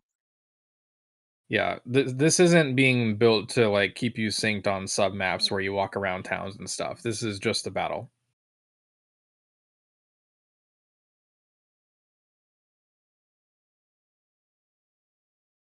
I almost have one half of the encoder done. Great. Well, in the meantime, we can gush about possibilities and other stuff.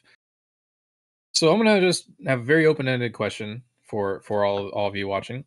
Severed Chains in general. You know, it is a PC port that doubles as a more capable modding platform. Um, and as we've said before, we do not guarantee any specific mods in general, but if you could have whatever you wanted within reason, what features or new things would you like the most? Is it new characters, new additions on existing characters, playing as enemy characters, the PvP stuff, like just the full table of stuff? What do you all want to do like the most? Let's get some feels going on here. Not that we haven't been doing feels the whole time. Kind of historic day, multiplayer and LOD. Be wrong not to have feels. Yeah, seriously. It's been a long time coming. Character, We've been teasing this as a possibility for a long time. I figured, screw it. Let's just do it. yeah. So first answer, I see character model changes with equipment. We're definitely doing that for weapons. So weapon modding will be a thing. You can pair a certain 3D model to a certain weapon in the game. Um, let's see, play as alternate characters. Yep. I already started We've that already one. done a demo with Lloyd a couple times. Uh, Possible to change edition in combat. Hey, guess what? It just so happens that a couple of weeks ago, Monoxide did the prototyping for swapping editions in combat. You Yeah, I could already select added different that one. editions. Yeah, that that is in the past. Come on, we're talking about the future here. I'm oh god, I'm gonna get carried away. New bosses and super bosses to fight. Yes, I would like that very much. I'd like to have some expanded ability kits. Some bosses don't have a good ability spread, in my opinion. They could use some fleshing out. Um, because part of bosses being interesting is, yeah, like sometimes they just use their basic attack too many times, and then it's a pushover. So the intelligence of the boss is something, but I would like to see ability kits fleshed out and rounded out better in general across the board. Um, some bosses already have quite a few abilities, but it'd be nice to add a little more dimension to some of them. Pony Bro with the correct answer. I'm going to agree that it's the correct answer. The correct answer is can you really choose any one thing to be excited about? Yes. No matter what angle of the game you're most interested in, there's usually more than one thing to be excited about. Whether it's story content, combat, music, whatever the case may be, script content, it's all pretty interconnected. A lot of overlap. Bow and arrow editions, yes. Uh, we will need modders to help us make some of those, but I know at least one person will want to try and take a stab at that. Oh, I'm Or sure a that Doom is going to be doing that. yes, yeah. I said take a stab at that, but I mean take a shot. Missed Uh... opportunity. Hi Doom, I see the smiley face. Yep, there's Doom. Yep.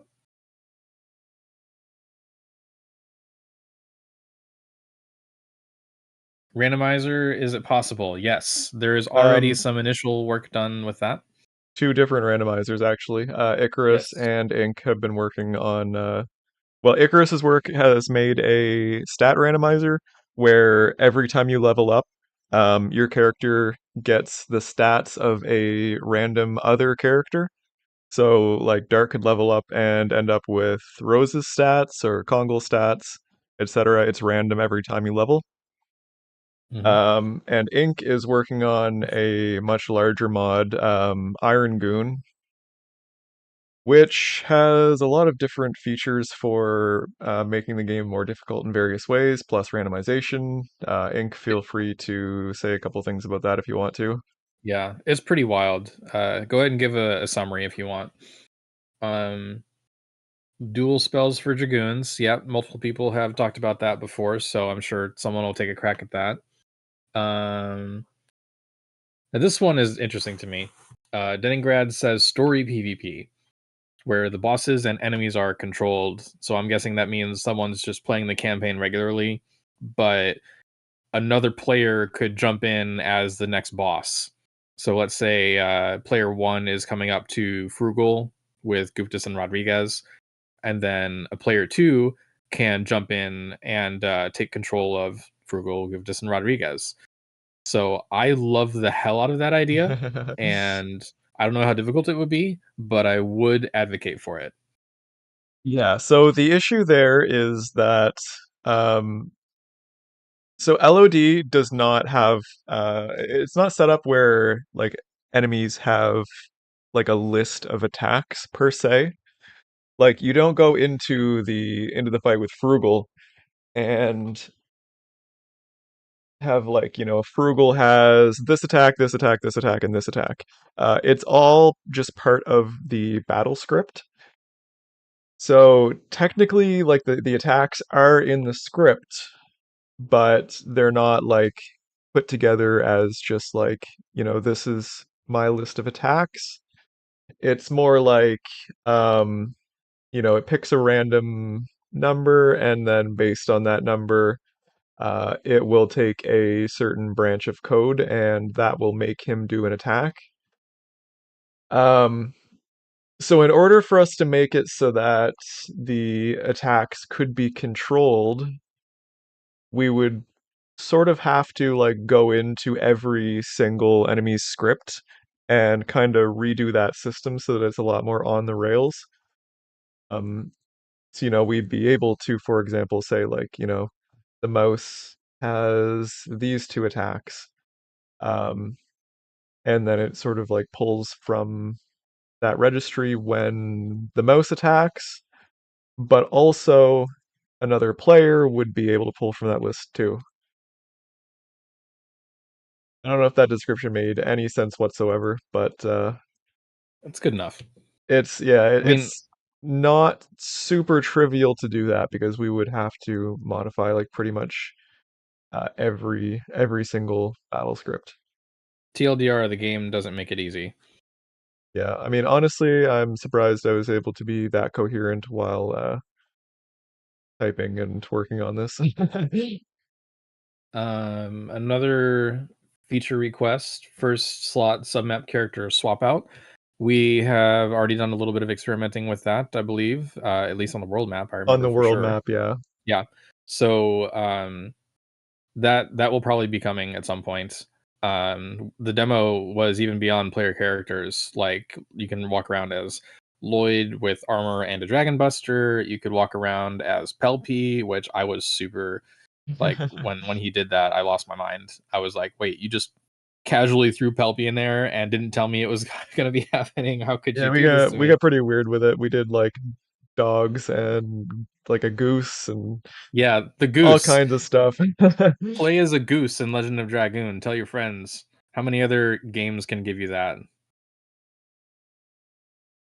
So instead of Untitled Goose Game, it'll be Legend of Goose Game. Exactly. You can go around behind all the townspeople and shopkeepers in Lohan, just have a honk button and make them jump out of their skin. Go around stealing their food, like use your beak to grab onto the little leafy green end of a carrot and just drag the carrot away. Oh god. It's terrible. Terrible, terrible, terrible. Um Move as Divine Dragon in submap. That's kind of, I think that's literally out of scope. I want to say that Icarus actually did that though. Yeah, there was a thing. No Legend of Baboon. I mean, do we have any? We have mountain apes and white apes, and is that the only two? We don't really have monkeys per se.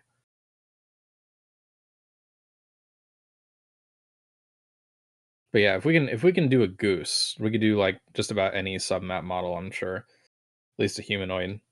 Untitled Dragoose game. Hey, you could Legend of Gaia, where it's just animals. So you've got like you play as a goose and you have to like scare off that horned dog looking thing and Dart's flashback protecting Shauna. So instead of Dart stepping in front of Shauna and saying, "Leave Shauna alone," you're just a goose and you have to honk as loud as you can, mash that X button to make the horned dog go away. Legend of Wendigoon. I am here for it. Yes. Yes. Yes. Yes. Yes. Speaking of frugal, the guy decided 6 rock throws in a row on Lavitz was needed. I mean, it is needed. Otherwise, he's gonna like one shot him if he's using Flower Storm. I haven't seen a Wendigoon video in a while. Is that an actual thing? I thought it was just wordplay. No, that's a pretty popular YouTuber. What the hell is a Wendigoon? Is that That's like exactly what it sounds like. it sounds a little like Crash Bandicoot. You got the NDI and the OO, but it's just different. Wendigoon.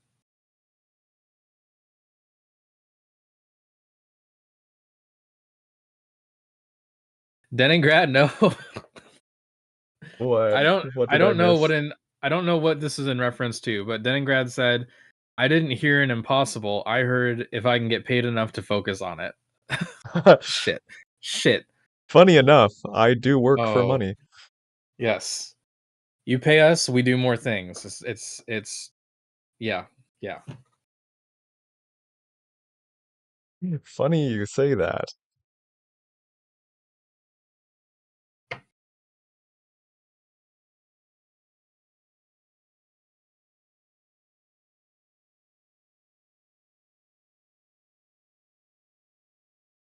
I mean, I will do a lot of work for a living wage these days. I need a job.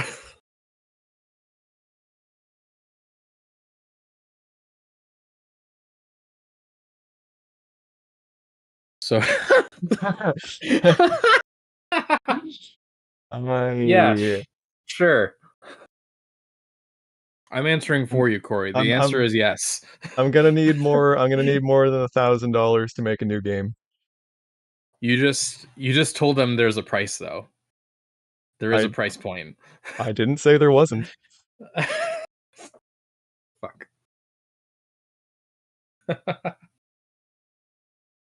uh I'm a little scared of what we could get ourselves into.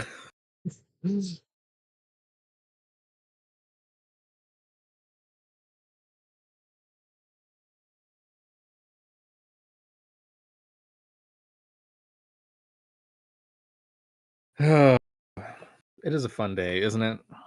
Yeah, always is.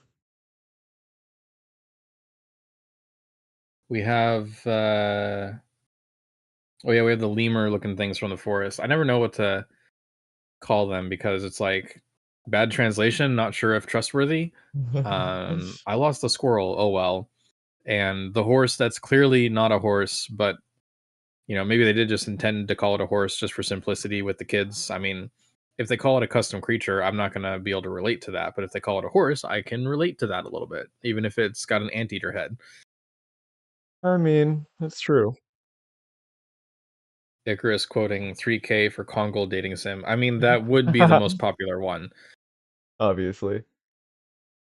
He would just wait for every single word with bated breath because he only says so much.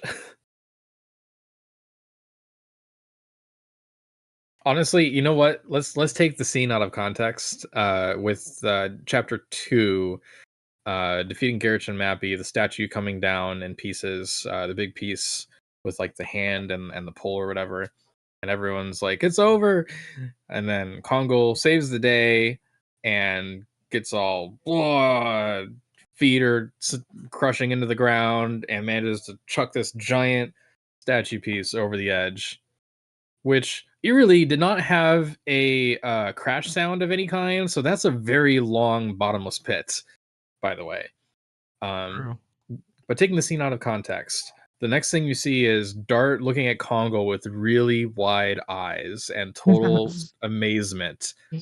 And then Congo looks back with super intensity and like the smoke or whatever coming off of his body. That Attention. that is so much tension. That is so hot. That right there is the Congo dating sim. seeing him lift something heavy and just being stunned.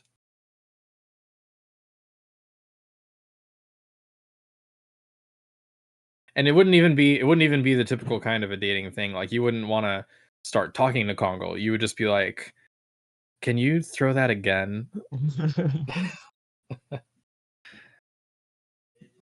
I get it, believe me. Okay, I think I have the game state packet encoding finished. Please tell me I've filled enough time because the paths we're You going having down in the trouble, Drew? conversation here. I I'm simultaneously having trouble and doing great. So I mean, take that as you will. You want me to pull something? No, not yet. I'm God just Almighty! finishing up here. I'm immediately embarrassed at the wording of that.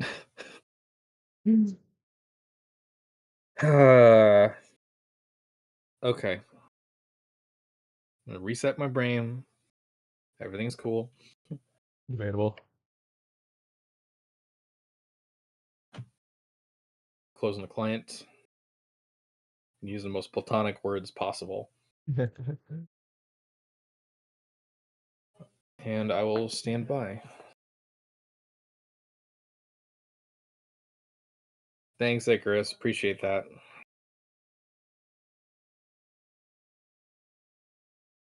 Denning. Yeah. Just gonna let chat sort itself out at this point. I am. There are Yep. certain messages from chat you don't necessarily want to repeat on stream. Yeah, yeah, yeah. Historic day.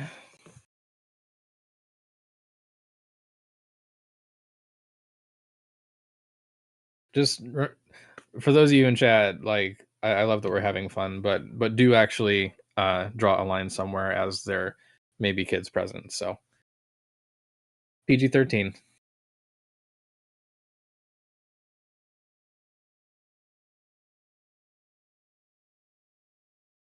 I am going to take a momentary AFK. I need more water.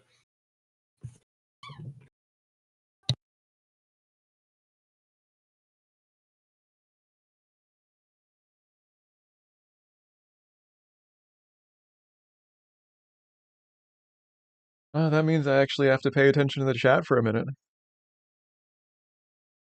Do you have a reference of some kind in front of you and we don't see, or do you just know every part of the code language you're building? No, I don't have a reference. I'm just making it up as I go.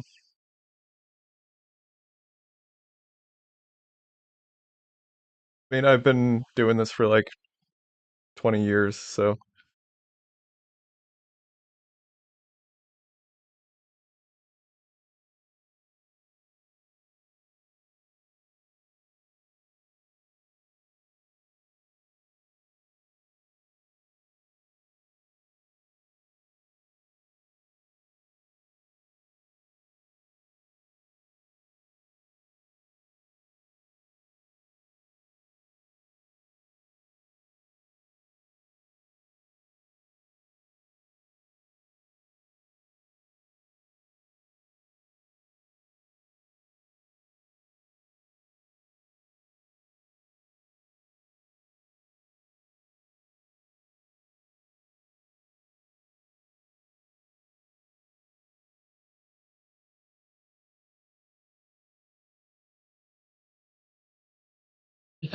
Do I dream code? I mean, I, I, my dreams are like absolutely like unbelievably bizarre. I probably, to be honest with you, I don't usually remember them, but like when I do remember a dream, it's just like absolute utter nonsense.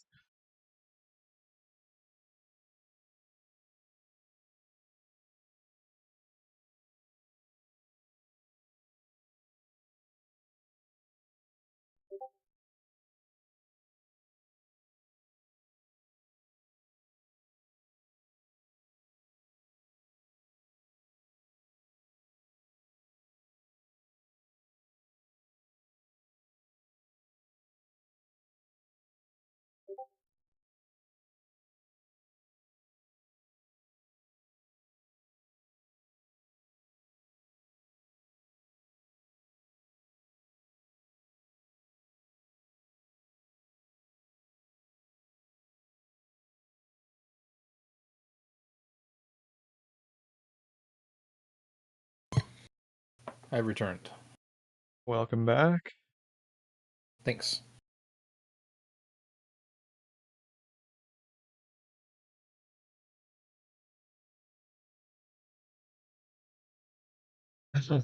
Yeah, Doom, I basically just always have Ghidra open.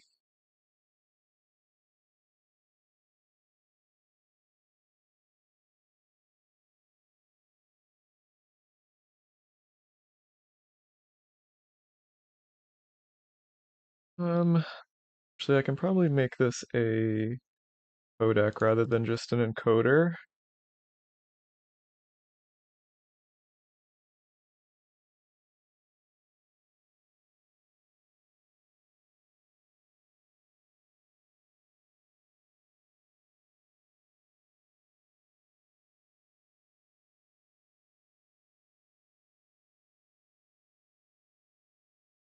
Good Hoboka, thanks for stopping by. Get Hey that laundry Ninchi, done. what's up? Ninchi, oh my god. You missed the first 2 hours, yes. I don't know Oh, how else to say that. Um we've done some cool stuff. yeah, It like has been, Legend of Dragoon networking.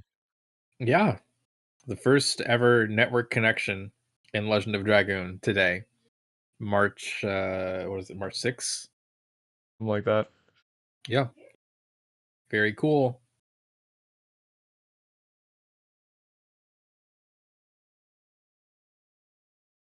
It's only 24 years after the game came out. I mean, that's we're making good time. Not wrong. There goes my window to the wrong monitor again.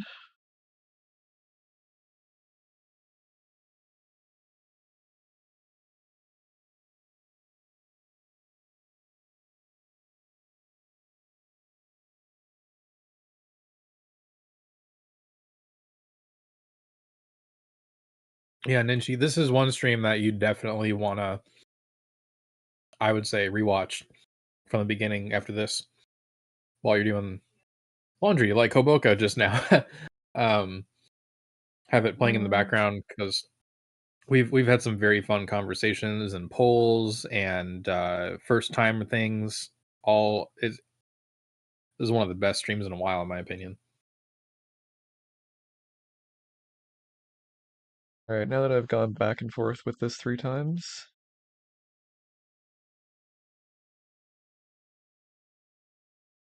I have actually settled on this.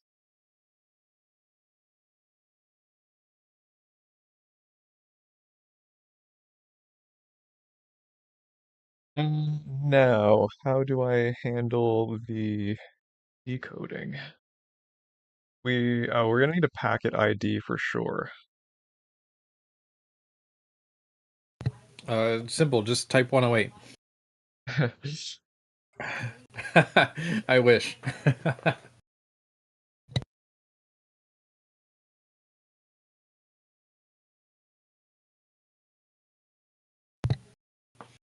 Good reminder, Pony Bro. For those of you who are new, if you like what you see, if you would want to see more stuff from us, whether it's more multiplayer or more LOD, server chains, content in general, please consider liking the video if you liked it. Subscribe if you would like to get notifications about our stuff. Tick the bell icon if you want to see like everything we do. If you're as into this as I am. Yeah, I do a dev stream every single week, almost every single week. I did skip last week, but we do them definitely more often than not. You skipped a week? Oh, I can't believe it. Yeah, you were there. Well, you were I not there. I was I was I was successfully not there, but I You was there were. for that. Yeah, you were there for not being there. Yeah. Sounds like something somebody told me years and years ago. This is probably 10 years ago now. I was in a clan for StarCraft 2. One of the only times I was ever in a clan. And somebody had to go, and their excuse was they had to go out and buy the pants they're not going to wear for No Pants Friday. That's And I pretty was good. like, what? What is this phenomenon? And I Googled it and learned a little bit about that. I miss that person so much.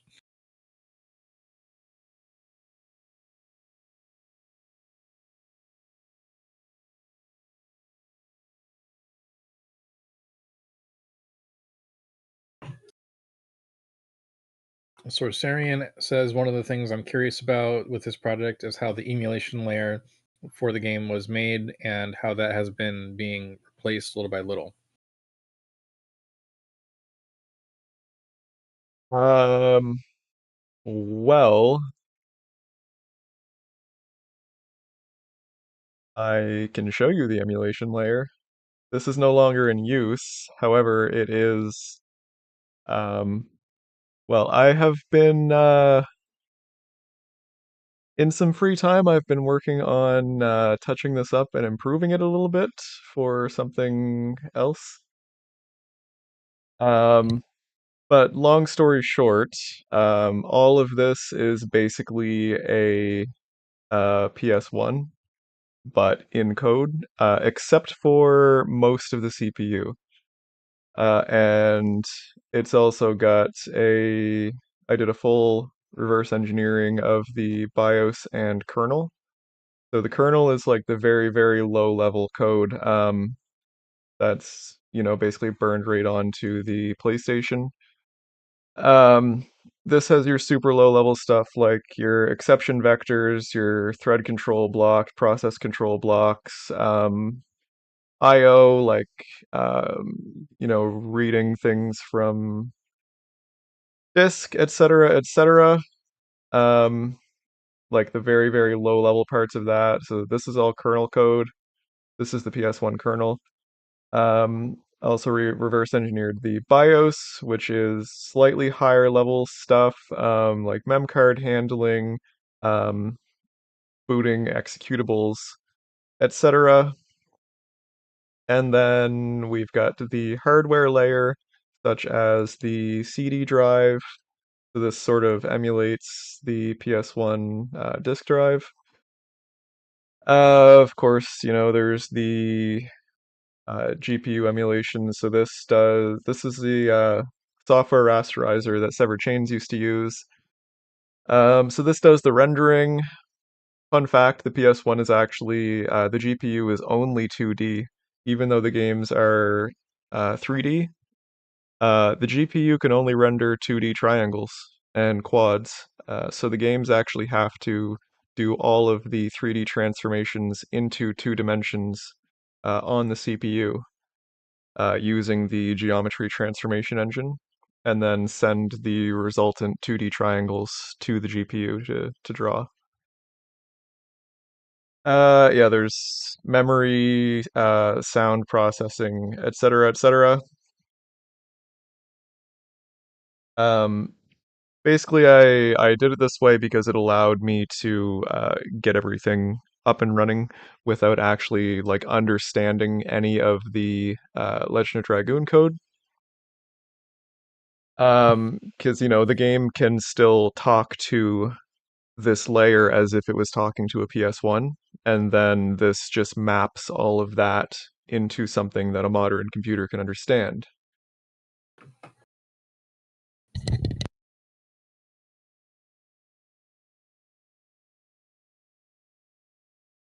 Giggled at Pack 4T. Yeah,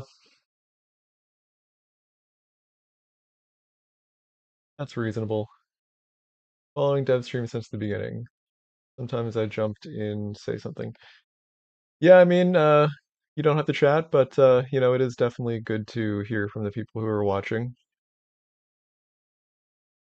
Yeah, we could do a whole YouTube video just about the emulation core.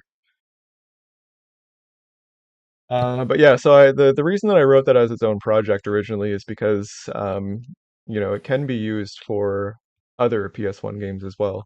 There's nothing LOD specific in there.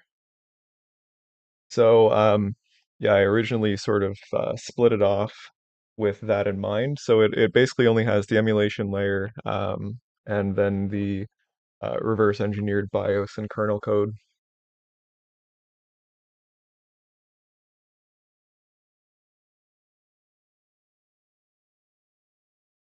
I have a new donation. Yay.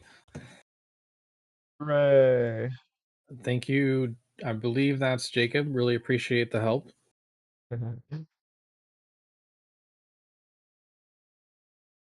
we got to be careful, Corey, because if we keep doing this kind of stuff, we might actually be able to not need other jobs.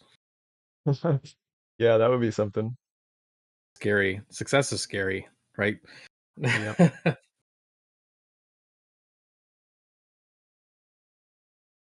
Oh, looks like you're doing a lecture. All right, fundraising for Monoxide's lecture. Yeah, I Reversing. mean, I did I did think about getting into education at one point. You can switch from one education job to another. Yeah, exactly.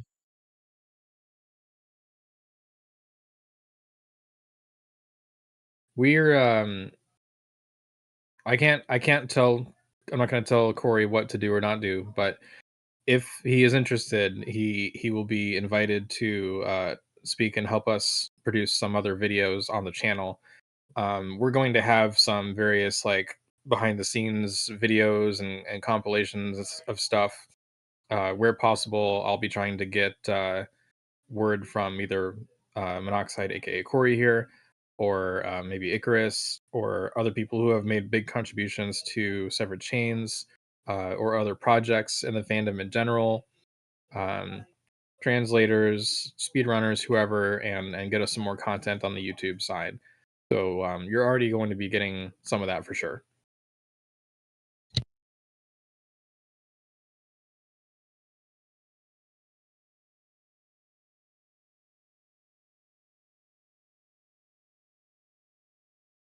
Or bring TED Talk. The TED Talk we have at home.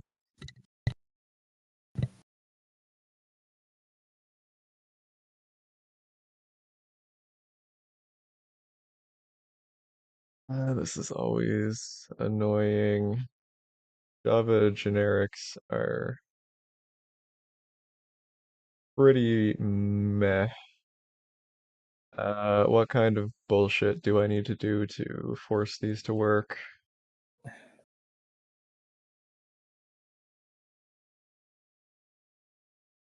You sound like me trying to wrangle web design.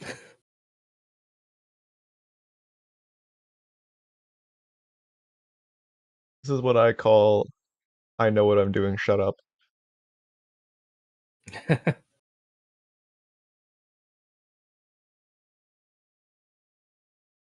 It feels like at some point a person's skill with a programming language in this case will eclipse the programming language itself.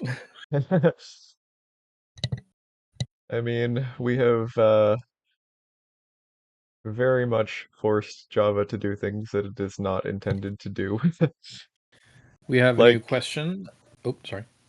well, speaking of the emulation layer again, we I have basically forced it to support interrupts, which for anybody who doesn't know what a hardware interrupt is,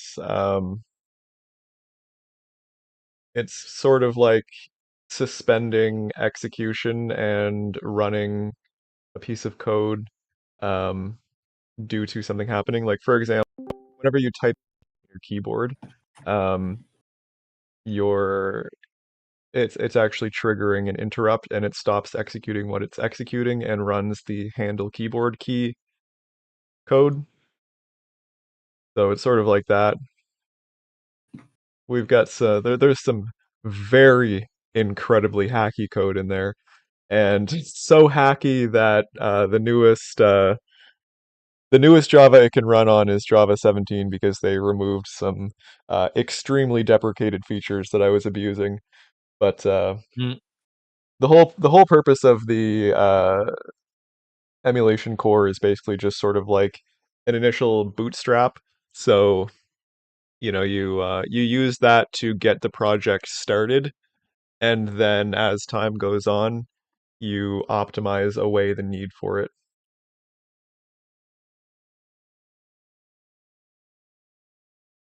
we've got a question. Would it be theoretically possible to mod in alt character outfit colors? Basically, yes. We already have the ability to swap in different animations. So what you're seeing in the game when Dart's doing an idle animation or Rose is doing an attack animation. That's not a model getting movement instructions. The game is just playing out a predetermined animation.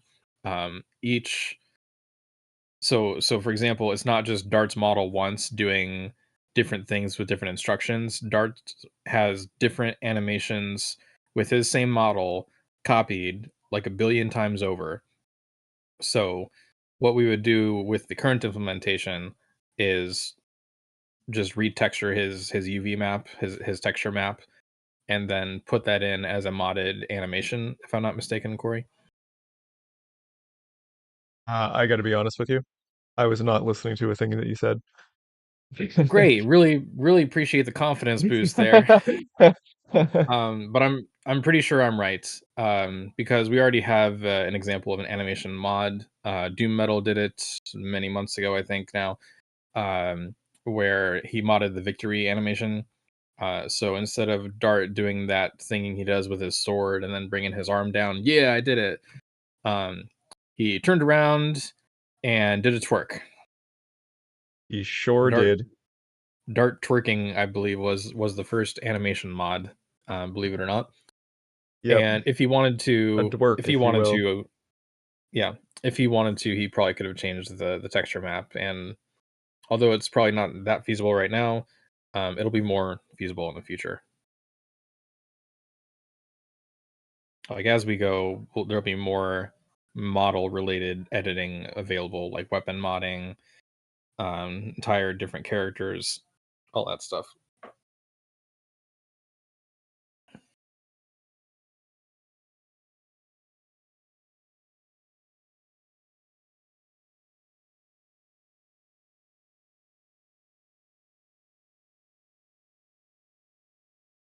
Oh, I actually missed a couple things here. Question about PlayStation images having the palette separated from the image? Question mark. If you mean the CLUTs, the CLUT things, yeah, those are separated out into sometimes it's like 16 of them, and they all have a different like base color. Looking at it in lay terms, so one's more brown, one's more red, one looks like the actual one that it uses, um, but it uses like pieces of data from all of that rather than a single image that wraps around the texture. It's like multiple image cluts, as they're called. Cluts, glutes, something. Yeah, color lookup table. Thank you. That's what I was trying to think of. It's basically it's indexed color, same as what like GIFs and image formats like that use. Java beaten into That's submission for Legend of Dragoon. That is way, way more true than you would want to believe. also, since I explained that slightly poorly, I think, does that make me a klutz? Ah, yes. Yay, wordplay. Ah, a Nightbot Java wasn't question. broken. I have an image just for this. One moment. there's there's an image.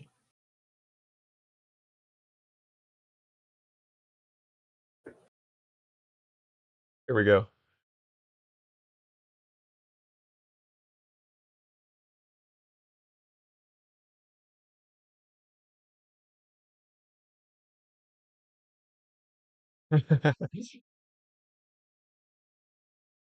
Oh, this image. Okay. I found this on my desktop earlier today. Obviously saving it for exactly this moment. Mhm. So the reason that I chose Java is because I'm good at writing Java. And it happens to be a good choice in general. Yeah, it's fast. It's good for the modding API because it's pretty low level of entry. There's good IDEs for it that are 100% free. I use IntelliJ. Highly, highly recommend it. Best IDE I've ever used. You're right, Pony Bro. It is pronounced GIF, not GIF. All right, now hold on just a darn second here. I think we're gonna have to cut this stream short.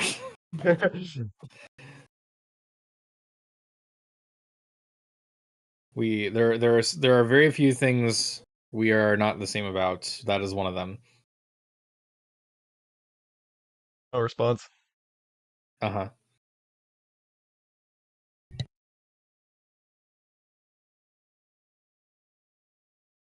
Getting a possible signal degradation notice from YouTube, Corey, in the dash. Yeah, I saw that. Um, Is it because you opened a web browser? That's too powerful, don't you understand? no, I didn't open a web browser. I don't know. Oh, well, it looked like it when you had the image open. I couldn't see. In my defense, I was just looking at the image. The image opener program was too powerful then. No, fair enough. Okay, so we are about to try this. I'm just going to do this locally here real quick and see what happens.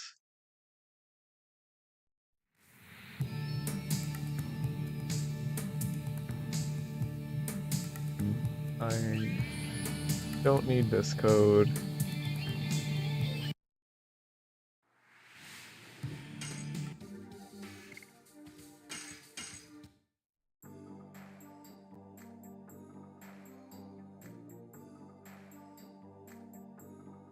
Start the server. All right, Server is started. we're doing a Localhost poll. 8080. We are connected. And it super crashed.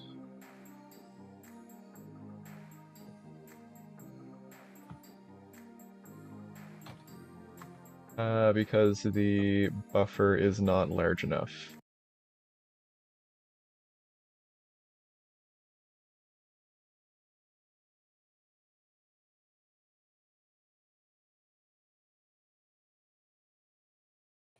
All right, new poll is up.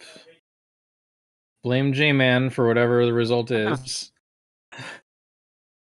Is it GIF or is it GIF? Now, for those of you who aren't aware, aka those who use a hard G, there is only one correct answer to this question. Disagree. It is not interpretive. It is Nope. absolute. Nope. Yep. Nope. Pretty close. Absolutely not. Oh man, this is heated. Yeah. Come on, where's my jiffers? Wow, you deserve to lose just for that. I deserve to win for not being afraid.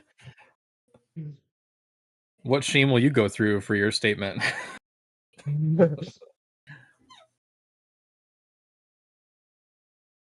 Okay, this y'all got to be kidding me here. 28 to 25 to 75%. Yes, my I'm people. disowning 3/4 of you. Oh. Look, all I'm saying is it's not graphical interchange format. Look, we went through this. I will tell everyone the Discord conversation we had. I will absolutely. We're gonna make a whole YouTube video about this, the GIF versus GIF thing, and I'm gonna have unless you elect to read your part, I'm gonna have one of our other community members read your part for you, Very, and I'm gonna very read my topical part. content. It is so topical. It's topical like a nice hand lotion. Okay.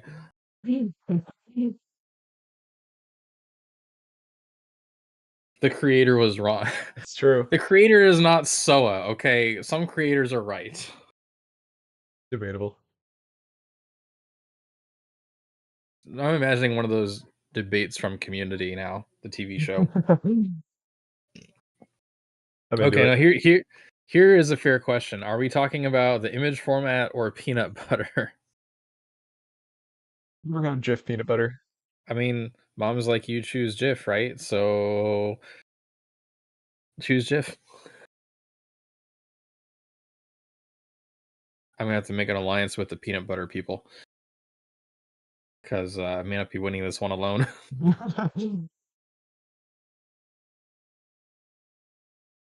Yeah, Pony Bro, I really hope it's metaphorical. Let's keep it that way.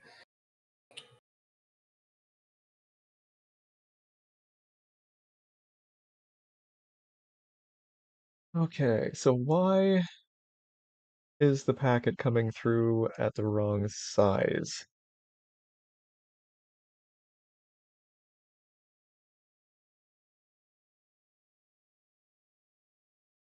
I mean, it certainly looks like I am reading and writing the same.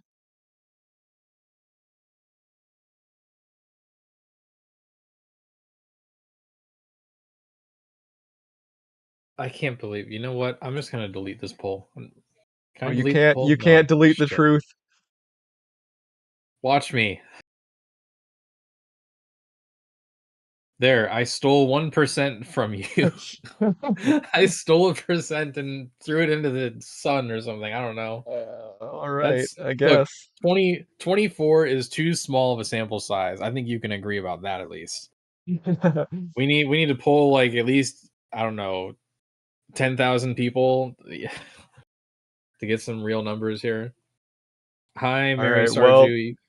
you got to start working on upping our viewership then. Yeah, you too. If you want to win, wink. Inadvertently have you recruit people to my side. Yes, hi Mary, welcome. We are doing the beginnings of multiplayer. So yes way. After the show is over, you can rewind to the beginning if you want and see how this all is unfolded. It's been a historic day. We made a connection and we got Corey's computer to tell my computer what to load, or within severed chains anyway. So we were able to synchronize the battlefield and what enemy is being fought, and we're working towards eventually the full effect. We'll see how far we get tonight, starting with cooperative play where each player is one of the characters. So like one person is Dart, another person is Rose, for example. It is insane. Yes, it is insane, and we're doing it anyway. Remember what they tell you in Legend of Dragoon. It's about taming the insanity. It is a recurring theme, and Also, we've I now mean, translated just that. look at any other part of Severed Chains. Okay, so we This are this going to debug this and see what's going on here. this whole fandom is about taming insanity. There's so it's not the LOD is not the only game that's got a very passionate player base, but it's one of the higher ones up there, and it was evident with things like you know the little wars that would go on in forums and comment threads in the earlier days of the internet, um, like LOD versus Final Fantasy, this, that, and the other, passionate fan mail, sometimes with very heated words. Whenever someone posted like a bad review of the game, Passionate is a word um, for it. it got our fandom called Crazy Psychos, which was not good taste of the publication. But nonetheless, the passion is there.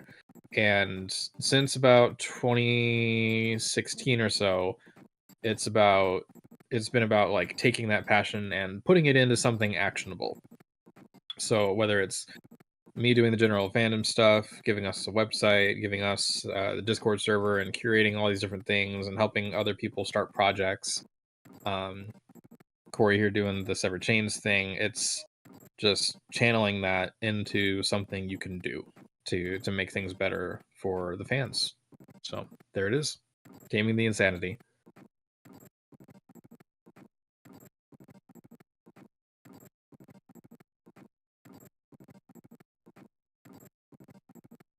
Yeah, a lot of people say doing God's work or Soa's work. I like to remind people that Soa wanted us all to be wiped out by the Virage. So maybe doing the Rebels' work, maybe doing Diaz's work, but being serious, you can still say Lord's work. It's fine. We're all evangelists for the God of Destruction anyway, right? Good with doing the rebels' work.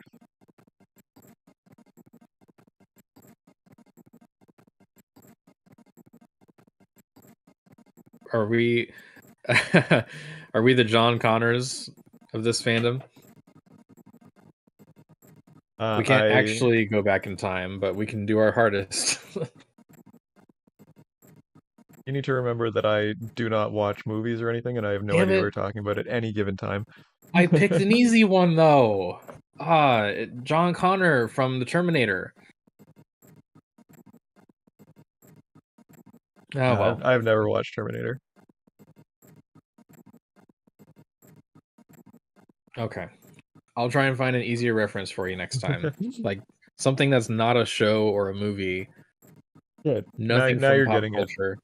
Nothing, no pop culture. I mean, I'm missing a lot of pop culture knowledge myself, so I can relate. Gonna have to get you to watch some movies though. I would not like to do that.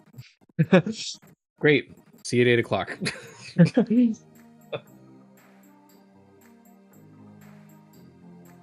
In the case of LOD, must be really, really interesting seeing how all the stuff from the PSX version with all the limitations was ported over to modern platforms.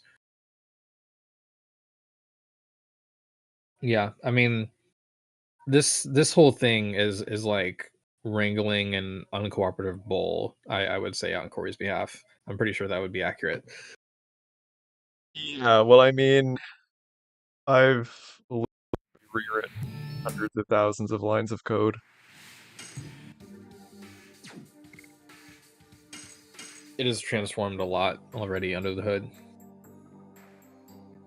Getting the glow up it deserves. Yes, I like that wording. It is a glow up.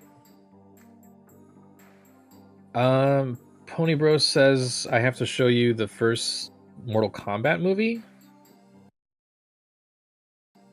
I'm not sure why, except to turn you off from movies even more.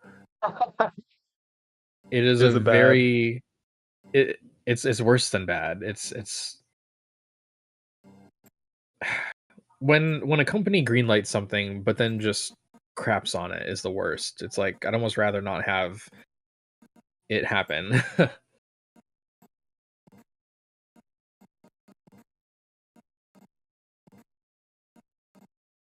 So somewhere in here, this is failing.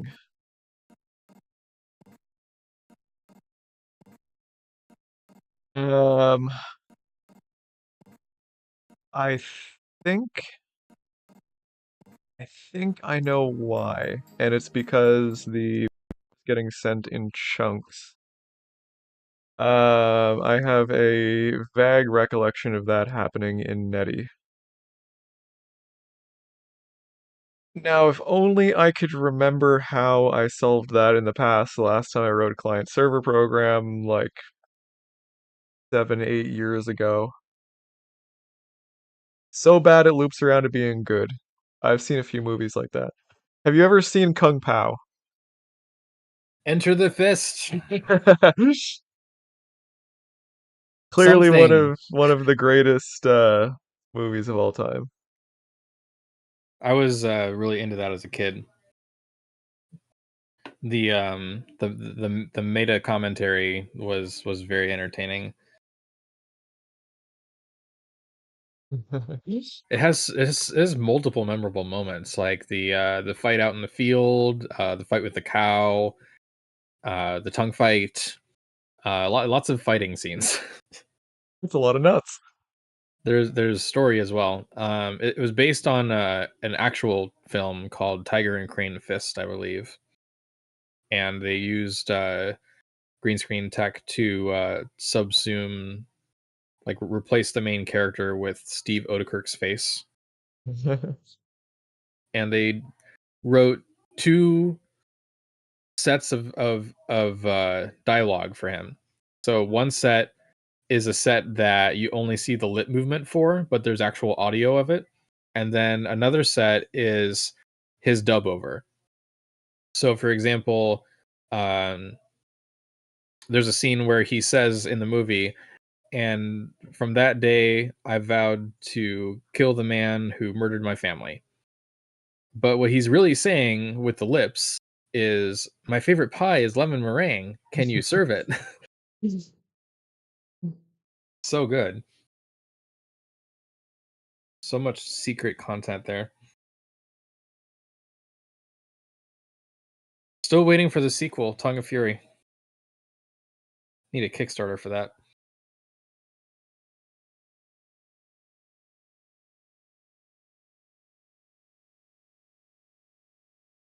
Yes, you will call me by the name Betty. Oddly, a little progressive in a way.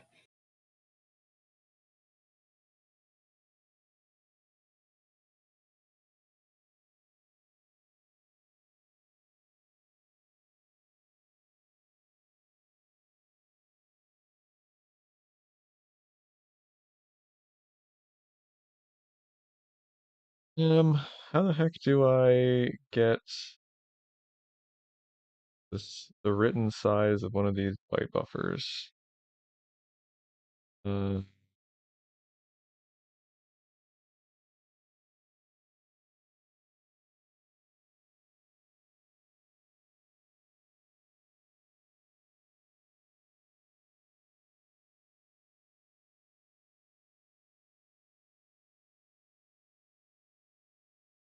my God, there's so many methods here.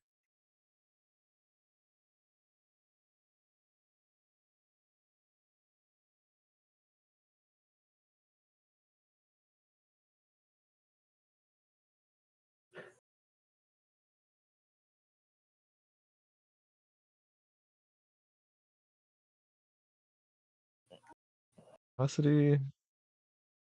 That's the number of bytes it can contain. We want the number of bytes it does contain. It's in there somewhere. Saw first Terminator movie for the first time not so long ago. Yeah, I feel like I remember T2 really easily from when I was younger, but I didn't know anything about T1, so I realized, oh, I never saw the first movie unless it was just like on a TV, like live TV way back. Congrats, Doom Metal. Do you mean 22 or 21? Cuz I thought you were on 22 now.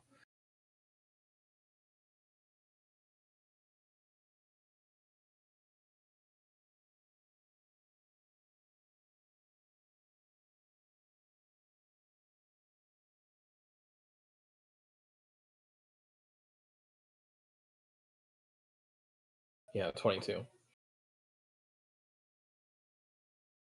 There are unused assets in number 22. For those of you who don't know, so in part of the game, part of the game's files are divided into four groups of files: DRGN 21, 22, 23, and 24, I think. So that's discs 1 through 4, if I remember right. And Doom Metal is helping us do the file mapping one disk at a time to help do a better job of scraping more thoroughly to check for just how things are arranged, and also to check for unused content. So if there's some new unused stuff, I will be incredibly excited about that, so we can hurry up and show the fans what it is. So that'll probably be coming up soon.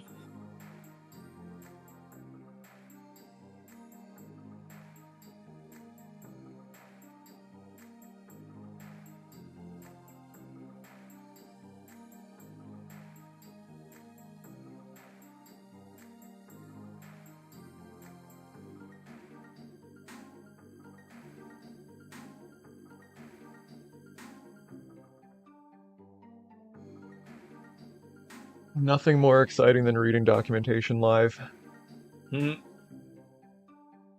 Can't be high energy the whole time. Got to have a down period.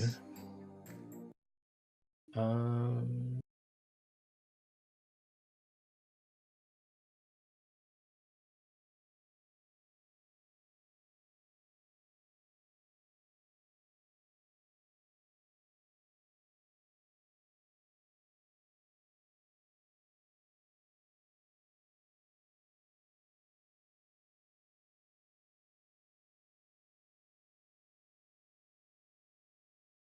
So I'm trying to look into the Nightbot thing while you're doing this, and I'm getting a weird message. Oh. So I'm getting a successful login to the dashboard because you go to the dashboard to log in and set what the commands are going to be and all that stuff.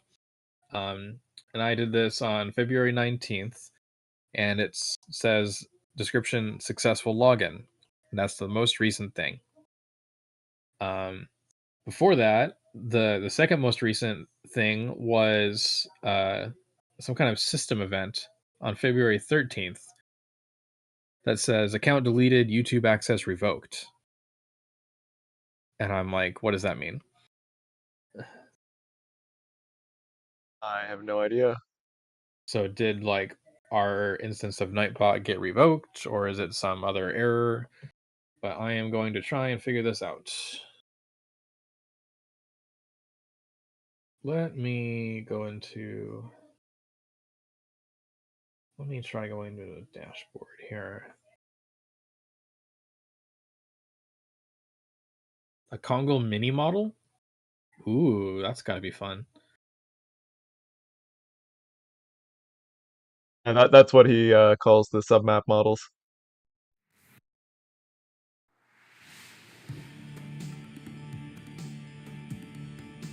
Oh, I thought he meant like a lower quality version, like the beta dart. My bad. Let's see.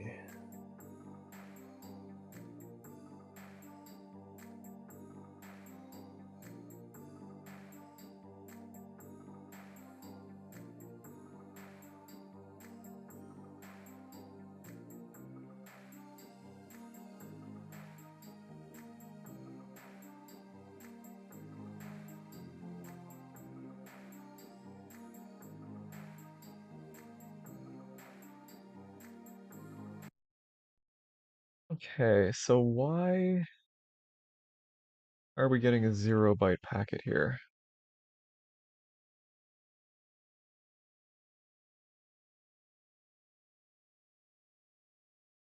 I bet we need to get the old writer index and restore it to that.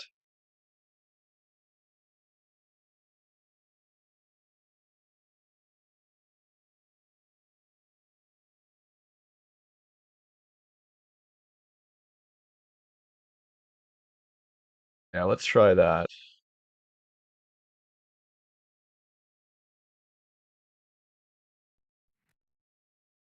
We're very close to something, chat.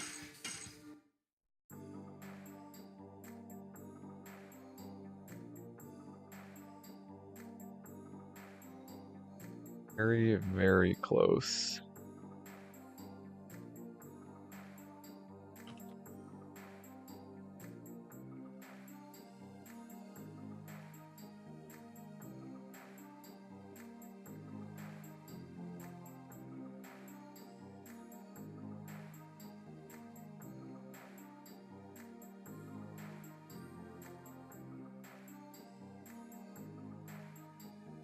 Interesting. We are getting a bunch of garbage now.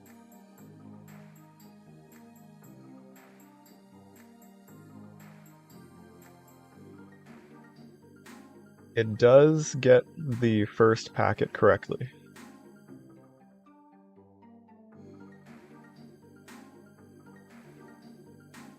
What is this?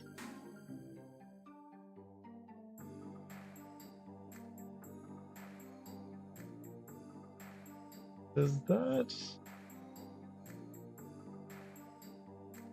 ASCII?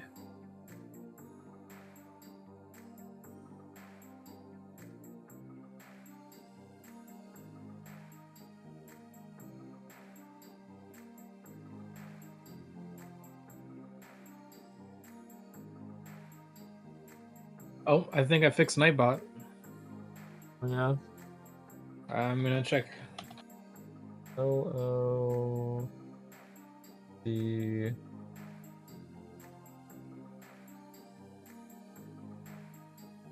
Yeah, okay, so that's part of a registry ID that is in fact ASCII. I fixed it. So Huzzah! That was work. Oh wow, Nightbot shilling for you.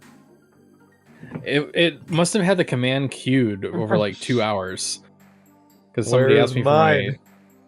for my link, and I was like, I'll just type it manually then. But now it's catching up. Sure, sure.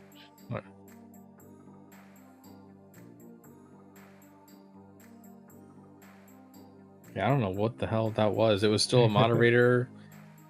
Oh well. I gotta be honest with you, Doug. I never really got into Final Fantasy. Um, you know, in order for me to do something like this, like it's a very, very, very, very big time sink. It has to be something that I am very interested in doing, or it's just not gonna happen. Yeah, needs passion. But on the bright side, Final Fantasy VII in particular has one of the largest fandoms of any video game. Uh, so statistically speaking, you're going to have more knowledgeable programmers in that fandom than this one, for example. The community needs to come together. Someone needs to start a discussion. Say it would be beneficial for XYZ reasons. Here's my layout. And the more people you have helping with the code to a certain point, the quicker it can get done. And then maybe it won't take almost 2 or 3 years. It's amazing what people can do when they come together and just overnight a crap ton of stuff happens.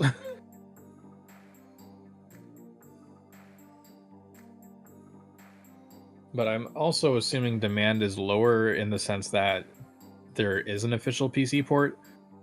Um,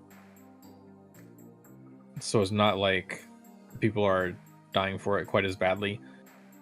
With LOD, it was never ported. It's just rehashed emulation release on PS4 and 5. So we had a greater reason to keep going. Why did that breakpoint not trigger?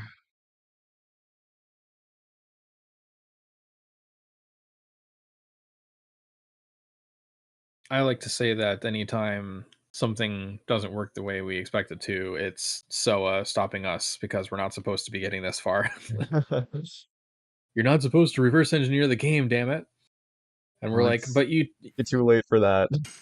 LOD taught us to fight against fate. So we're doing that.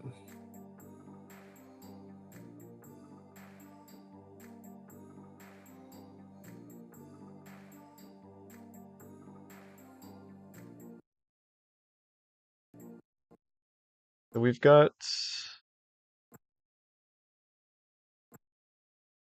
our breakpoint now. So 82 items, that is expected. Okay, so it is failing in the middle there.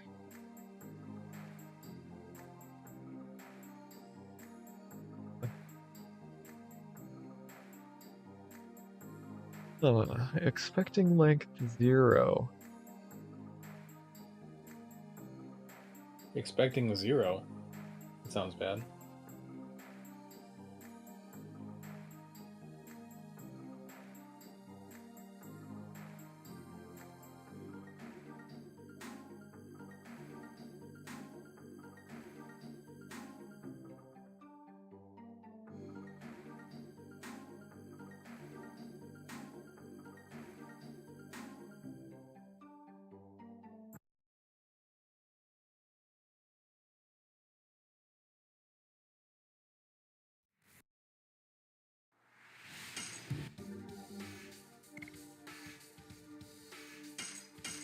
We're going to be starting out with just combat. We'll be doing co-op first, as well as PvP. One step at a time.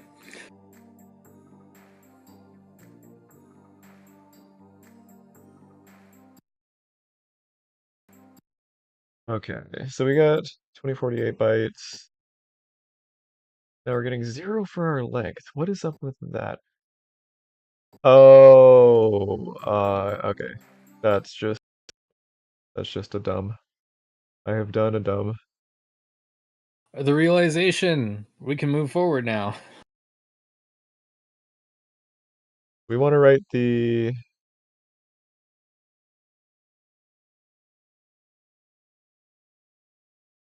old writer index there, since that will be the length of the packet. If we reset the writer index to 0, then it's going to think of the packet as 0 bytes.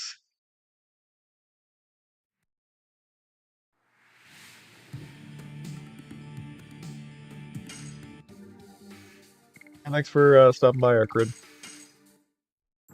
Hopefully see you next week.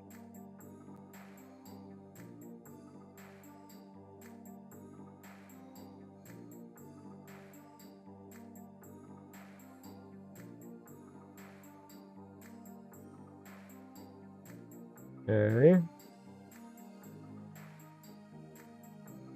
We still got a crash, but it is a different crash.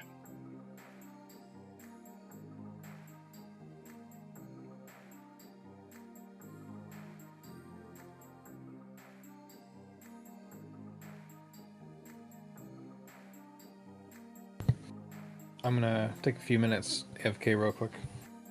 Yep.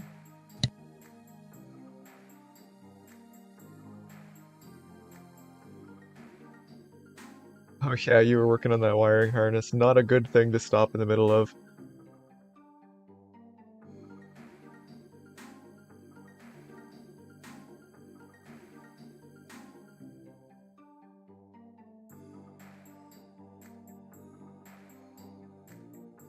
Yeah, it all depends on what you've got for mods. For example, like with Severed Chains, if you were going to use the upscale mod, you're going to be looking at, like, you know, the mod itself is probably going to be, for the 8K version, or sorry, the 4K version, which is 8 times resolution, you know, you'll be looking at probably easily 25 gigs just for that.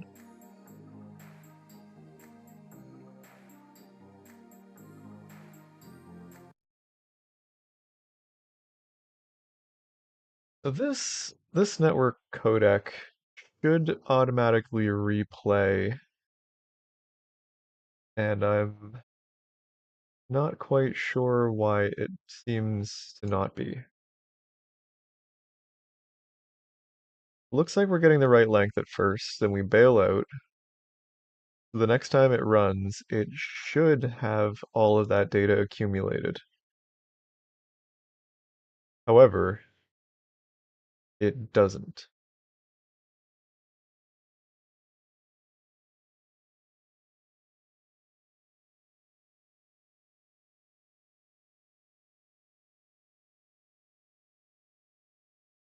I'm gonna take a look at this, just make sure it's actually doing what I think it's doing here.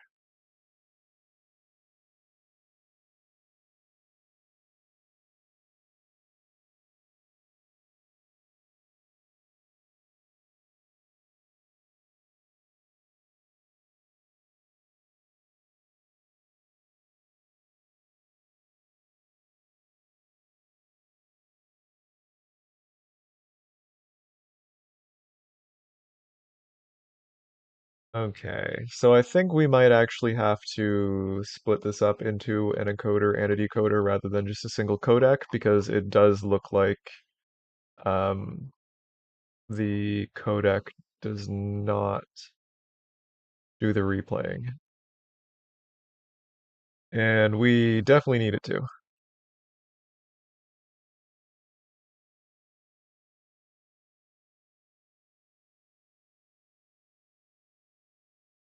So just copy this, decoder. We can get rid of the encode, and we change this to encoder, message to byte encoder, then we delete the decoder here. We go to the client, we want the decoder,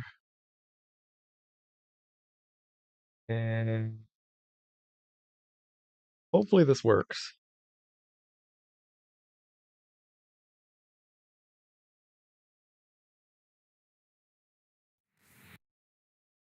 Yeah, there will be 2K versions as well as I think they're going to be doing three different versions with various size textures.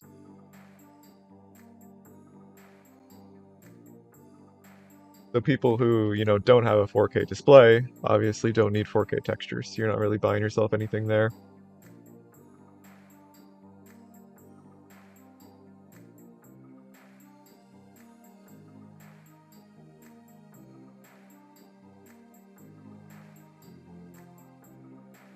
Why are you not accumulating?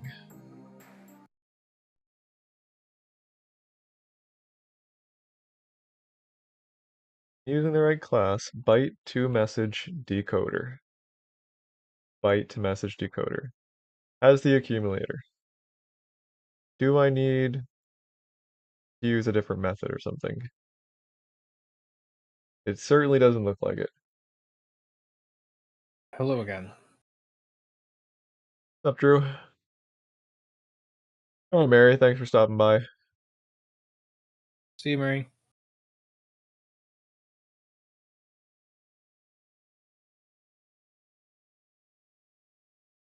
The game state is basically your save. In the original game, like on console, the game state is actually directly written out to the memory card. So it's literally everything that needs to be saved. So it's like your full game.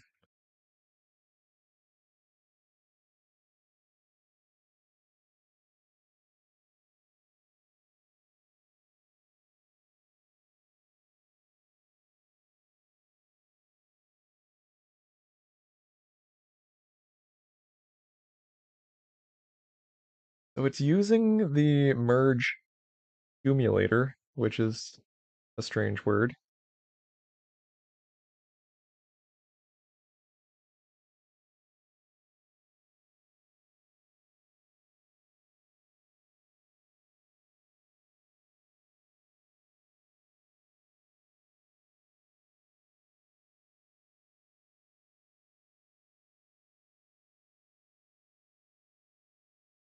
Um,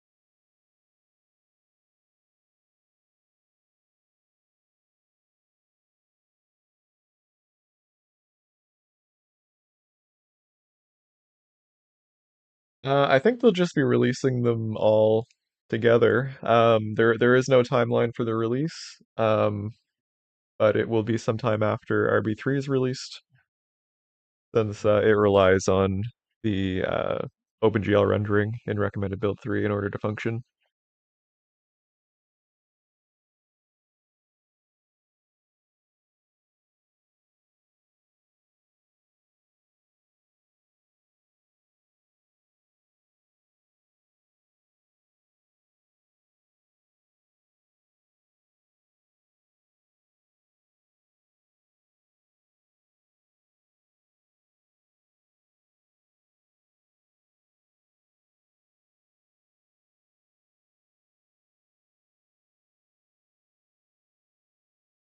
If you can hear some commotion in the background, it's because for some reason Aurelia has decided that it is time to try and climb up the walls.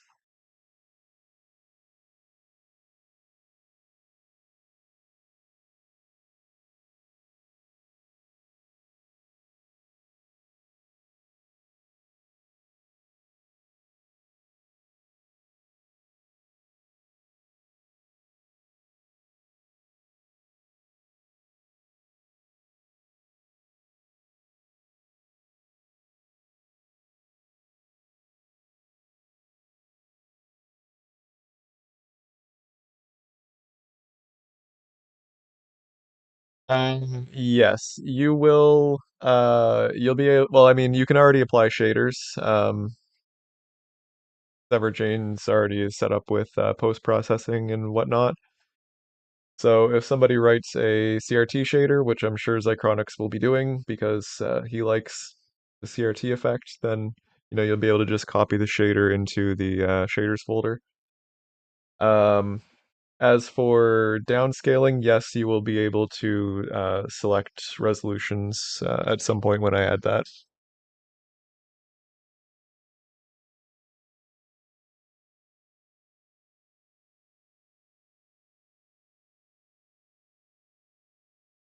I am not sure what the issue is here. As far as I can tell, I'm doing exactly what they are saying to do. Well, have you tried throwing out the manual?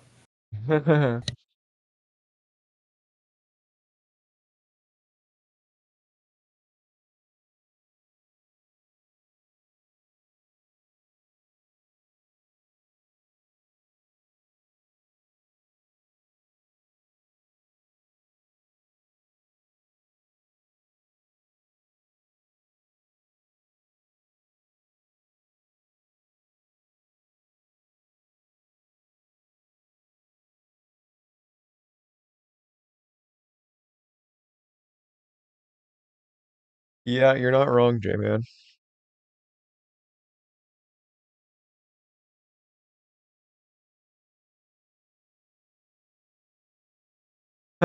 I mean, you could. It's not that hard to do something like that in a shader. If you really, really desperately must do that, you could do that.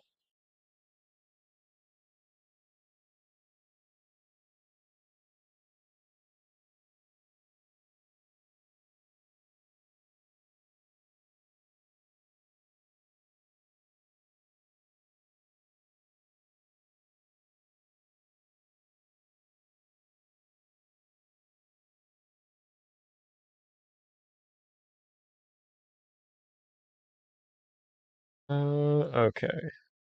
I'm gonna Google this. I'm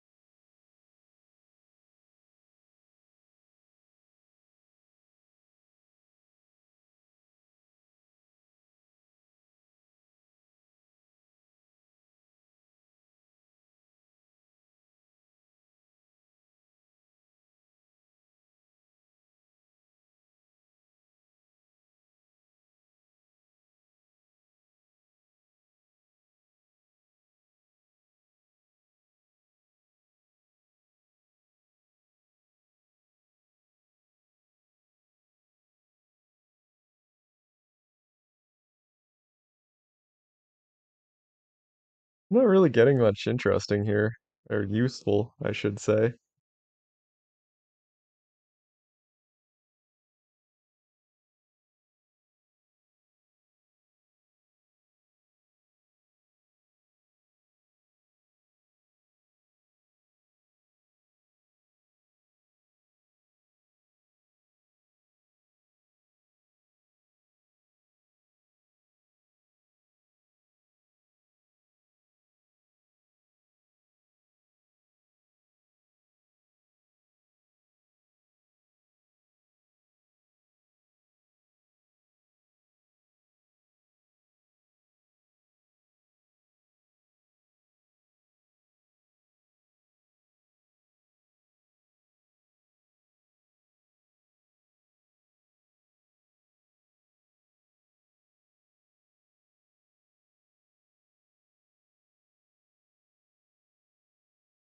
Hmm.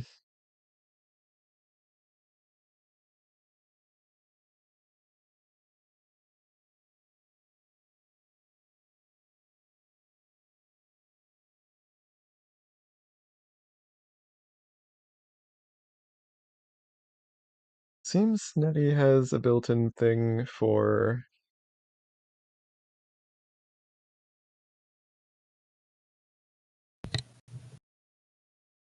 Hello, Nom Nom Brains.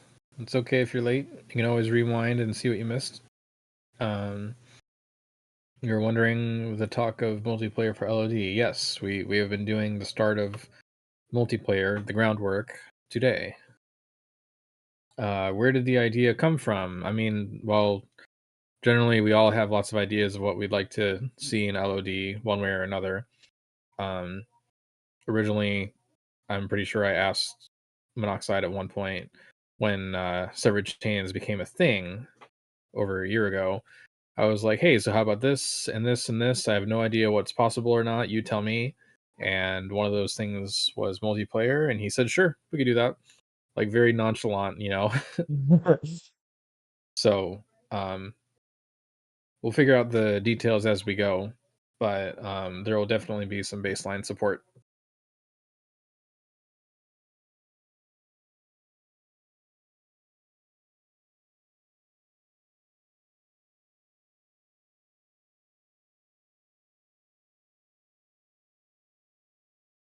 Okay. Well, let's try this. Oh, is it time to try? It is time to try. Hmm.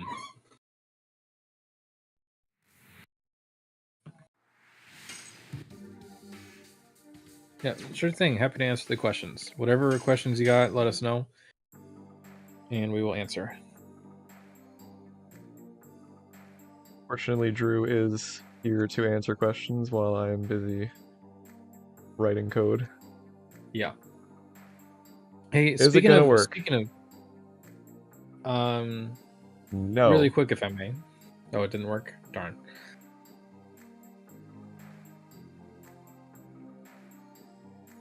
Oh, there is an absolute maximum here. Okay. Well, let's just jack that up. To a really high value. I thought you would like to know. I remembered and made some headway on the the FAQ for commonly asked questions. That would be a cack. So yes, it would be a CAC. I thought of that before you said it, actually. So my thought is, I don't know if I'll make it 1-to-1, but generally the same answers will be available on uh, Discord versus YouTube It with worked. an iPod. Hey, there we go. Mm. Okay. Uh, I'm gonna have something here for you in a sec, Drew. yeah. Sorcerian saying, imagine someday Drew streaming Severed Chains playing campaign co-op with subscribers. I mean, yeah, like I have a list of things I want to do with y'all, and some of those are things I will make happen by myself, and other things will require SC development. But either way, we're gonna have some really cool community interactions going on, so that y'all can be a part of it that much more.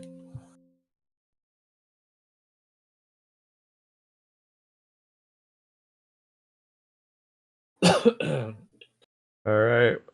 Say We're when. getting a little hacky. Test this locally real quick. Make sure it doesn't crash. You ready for me to pull? Not yet. I will push momentarily. Oh, you're gonna test it locally. Okay, okay.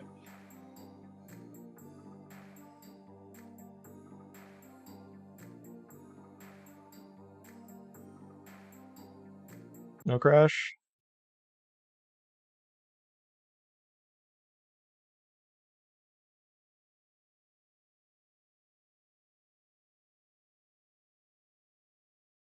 Pull. Okay. Done.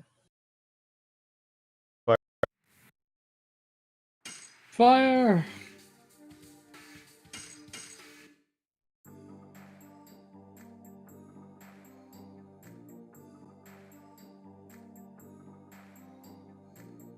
All right. We're gonna see if this works.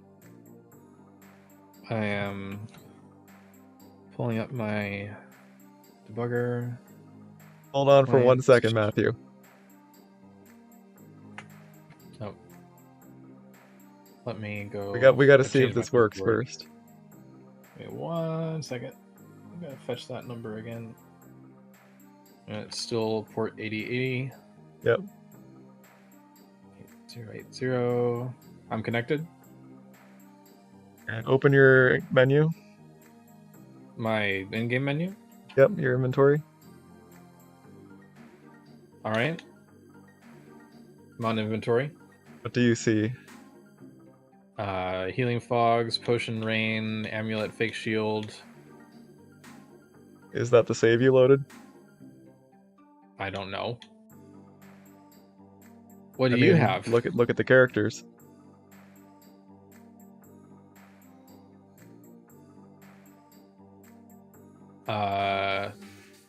Says my party is Shauna Rose Maru.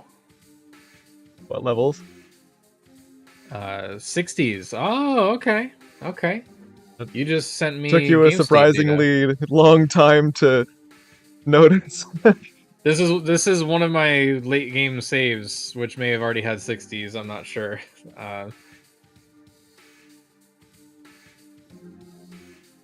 Okay. All right, so I I got your data. just synced a game state to you. Now that won't override my save file unless I save, right? No, but you could save. Hold on, hold I on. could. Okay, exit your Oh, God. menu. Okay. Now go back in. You just changed my party. You know, this is more reason that you and I need to get a physical location and work together on this, so we can Drew, easily. Drew, send me a screenshot real quick to Okay. to prove it. Because I was gonna say, like, if only we could just get a building to work out of. If we could just get that kind of money, then we could do like two cameras at once on one live stream. You know. Here you go. All right, here's Drew's screenshot. That is my party.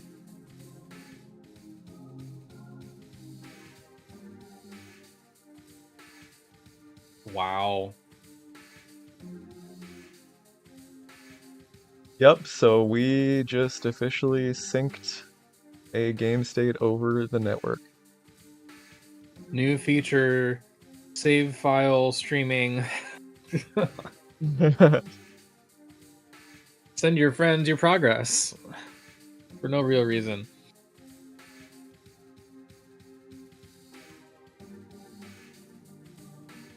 J-Man, Alright. Speaking to my heart right there with the pod racing reference. I love pod racing so much. There we go. All right. Great. So is this you did that? Why? Because you need to be able to send me combat data? Yeah, well, I need to be able to send you my game state so that, you know, our clients are on the same page, right? You know, if we Yeah. both go into battle and you have a different game state, you're going to see what's in your game. Hey, you know what would be legendary? This is way not necessary, but it would be really cool if when you're doing a co-op campaign, the host player is walking around the map, talking to NPCs, getting Stardust or whatever, and then the other player, who is not the host, could still go into the menu and change equipment and stuff, and then that would be sent back to the host. Like, Yeah, for their character. Bi-directional communication would be more of a thing, but yeah, eventually.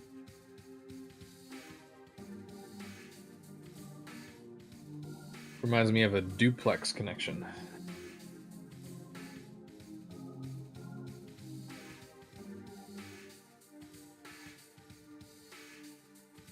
And of course, the ultimate version of this will be everyone walking around as their own character model. Exactly. It's a living world. Yeah, we'll turn LOD into an open world MMO. Mm-hmm. Since that's what everyone loves. pick an NPC that's not currently in use by another player, and like I'll just be hogging LP all the time.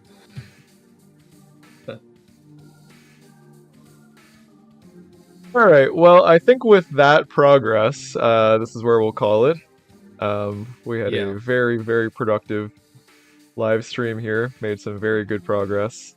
For anyone who missed part of the stream, we started out by making it so I could press a button and start battle for both me and all of the clients who were connected, and it would sync the encounter ID and the battle stage. And what we just did right there is actually syncing the entire game state. So, it takes my save data, sends it over the network to the clients, and they load that state. Still a lot of work left to go. Obviously, syncing the game state and starting battle is one thing, but actually having the actions in battle apply across the network is a whole other thing. But yeah, we'll definitely get there. We're going to be working on this for a few weeks for sure. But yeah, stay tuned next time for the next dev stream, where we will hopefully get some of the actions actually synchronized.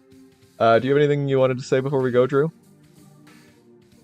Stay tuned for more amazing things.